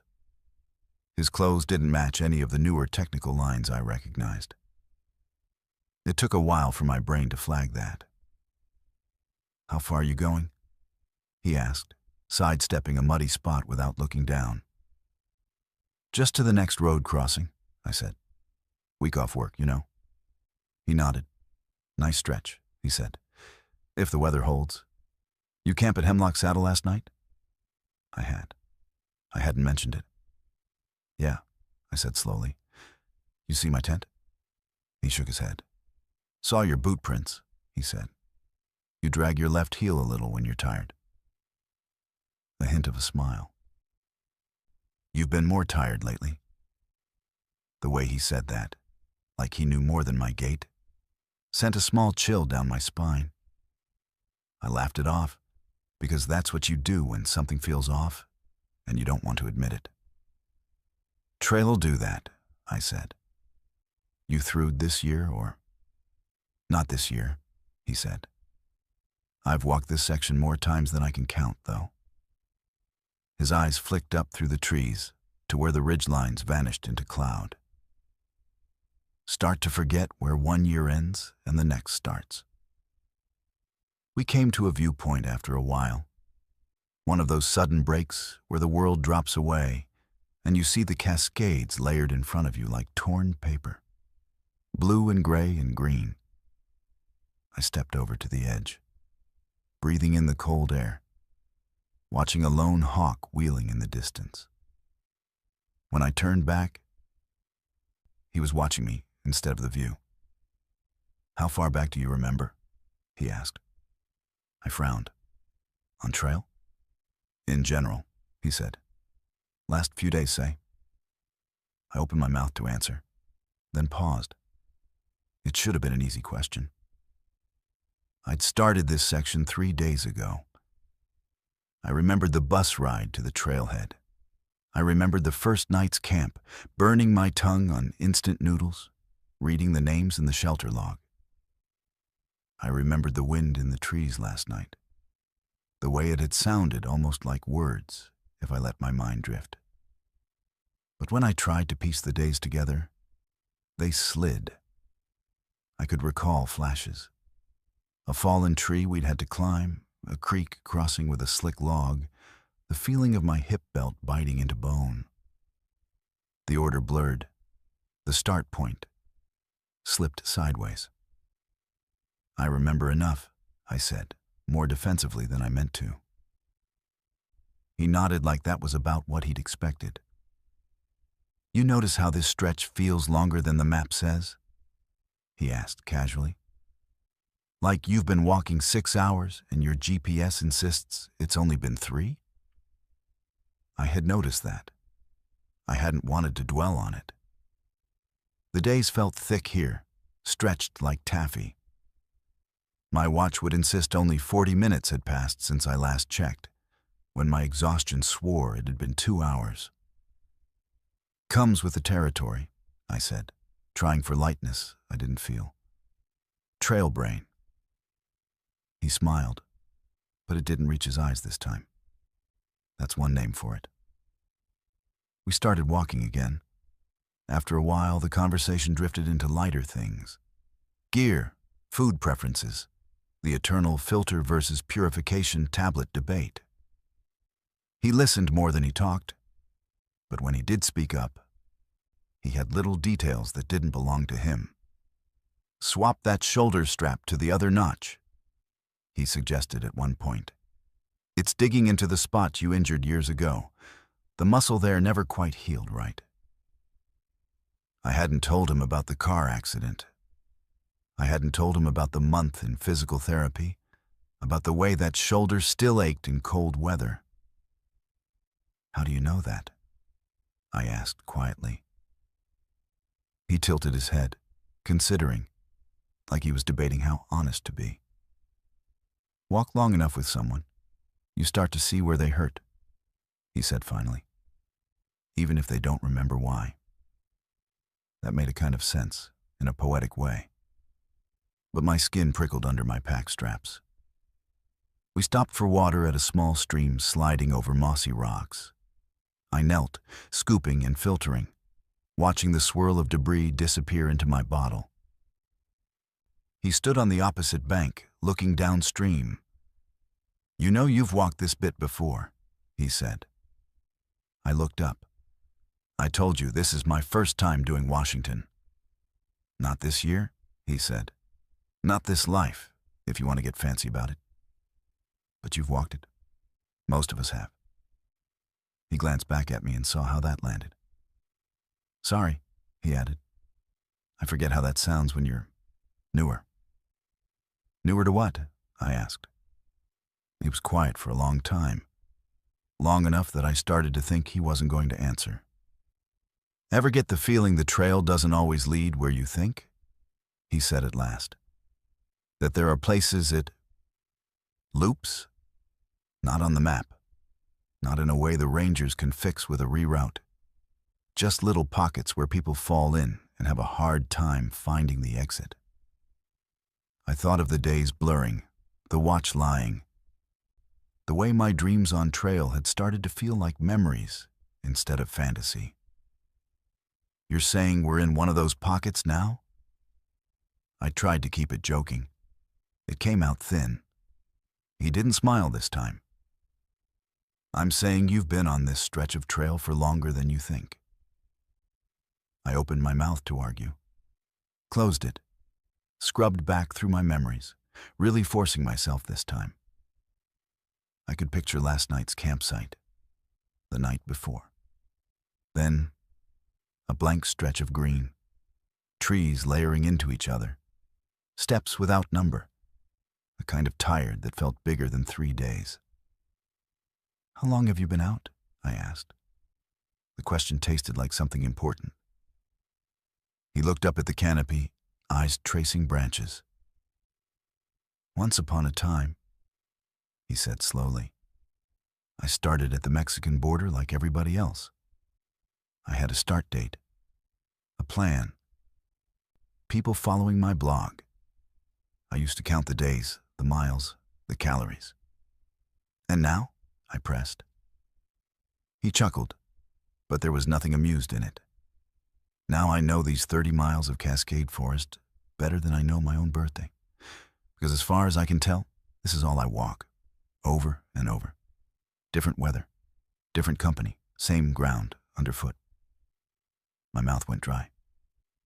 You can't leave? Everyone can leave, he said. Eventually.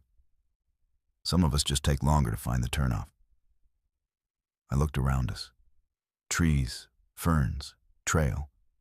The same view I'd seen all day, all week. My heart started to thud faster, a dull percussion in my ears. Why me? I asked, and that was the honest question thumbtacking itself to my tongue. Why are you talking like this to me? He studied me for a moment. There was no menace in it. Just a kind of tired kindness. Because you're starting to lose track, he said gently. And I remember what that feels like. And because someone did the same for me once. A pause. Didn't take, obviously. But maybe it'll take for you. Cold slid through my chest. What did they tell you? I asked. He smiled without humor. They told me, when you meet someone on this stretch who knows too much about you, don't keep walking with them. He looked down at his worn boots. I didn't listen. I was lonely. The trail can be like that, can't it? Makes you grab at any voice that sounds kind. My hand clenched around my trekking pole.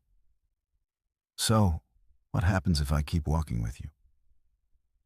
He shrugged. Maybe nothing. Maybe you just have a nice conversation and camp together and part ways in the morning. His eyes met mine. They were so tired. Or maybe, next time you try to remember where you started, you'll find it just out of reach.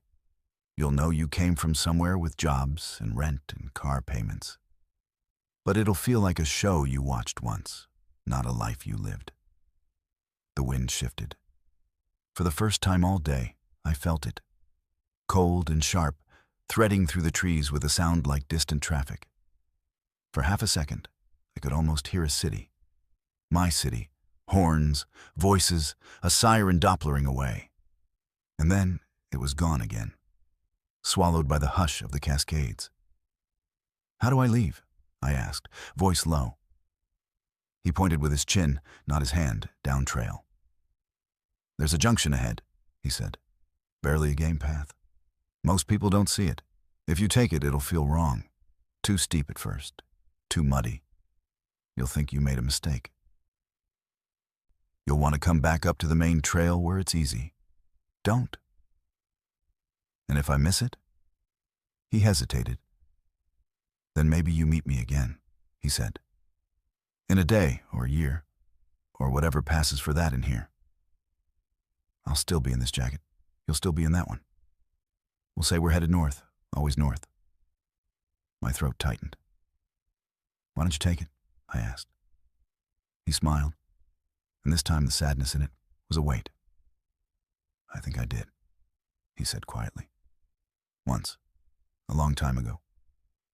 But some of us, we bring the trail with us.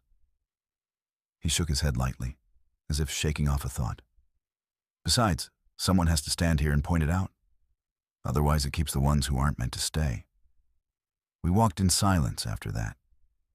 The trees closed in, needles whispering overhead. I watched the ground like my life depended on it. When the junction came, I almost missed it. Just a faint, narrow line veering off between two cedars, half swallowed by ferns. No sign, no cairn. The kind of thing you dismiss as an animal trail without thinking twice. Is that... I started. He stopped, didn't look at it, looked at me. This is where I turn around, he said. I stared at him. You could come with me, I blurted. You could try again. He shook his head, that same old tired smile on his lips. Trail's got my name too deep in it now, he said. You still have somewhere to go back to. Faces that would notice if you didn't show up. I thought of my apartment. My coworker who joked about me going full feral. My mother promising to keep an eye on my location pings. All of it felt distant, but not unreachable. Not yet. How will I know it worked? I asked. You'll start to remember stupid things, he said. Bills you forgot to pay, emails you meant to answer, the taste of bad office coffee. Annoyance is a good sign. Means the world out there still has its hooks in you. We stood there, the trail between us, the junction at my back. It was good walking with you, he said softly. For what it's worth. You too, I said, and meant it. I turned onto the narrow path before I could second-guess myself. The ground sloped sharply, mud sucking at my boots. Within 10 steps, my thighs burned. Branches whipped my arms. Everything in me screamed that this was wrong, that I was leaving the safety of the known line. Behind me, his voice floated through the trees one last time. Hey, he called. I stopped, half-turned. I couldn't see him anymore. Just layers of trunks. If you make it out, do me a favor. Yeah? I croaked. Next time you're on a trail and you meet someone who feels stuck, talk to them, he said, just in case. You never know which way the path is running for someone. I wanted to answer, but my throat closed. I took another step downhill, and another. For a while, the forest fought me. Brambles snagged, rocks shifted, slopes undercut my footing. Then slowly, the angle eased. The undergrowth thinned. The sound of a road, not loud but present, threaded in around the edges of birdsong. When I stumbled out at a small, unmarked trailhead with 2 cars and a faded information board, my watch said only an hour had passed since I'd met him. My phone, when I powered it on, buzzed like a trapped insect. 23 missed notifications. A text from my mother. Half panicked. You're 3 days overdue to check in. Call me now. 3 days. I still hike. I still love the Cascades. But every time I pass someone on a trail and they smile with that gentle, too familiar kindness, a little part of me goes cold. I check my watch more often now. I pay attention when the days feel too long or the miles don't add up. And if you ever find yourself on a stretch of trail that feels endless, with a stranger who knows a little too much about you and can't quite say how long they've been walking, do yourself a favor. Take the hard turn when you see it. Because some people get out of the Cascade woods and carry only memories and scars. Others get woven into the trail itself, walking the same 30 miles over and over, waiting to warn the next hiker who's just starting to forget where they came from.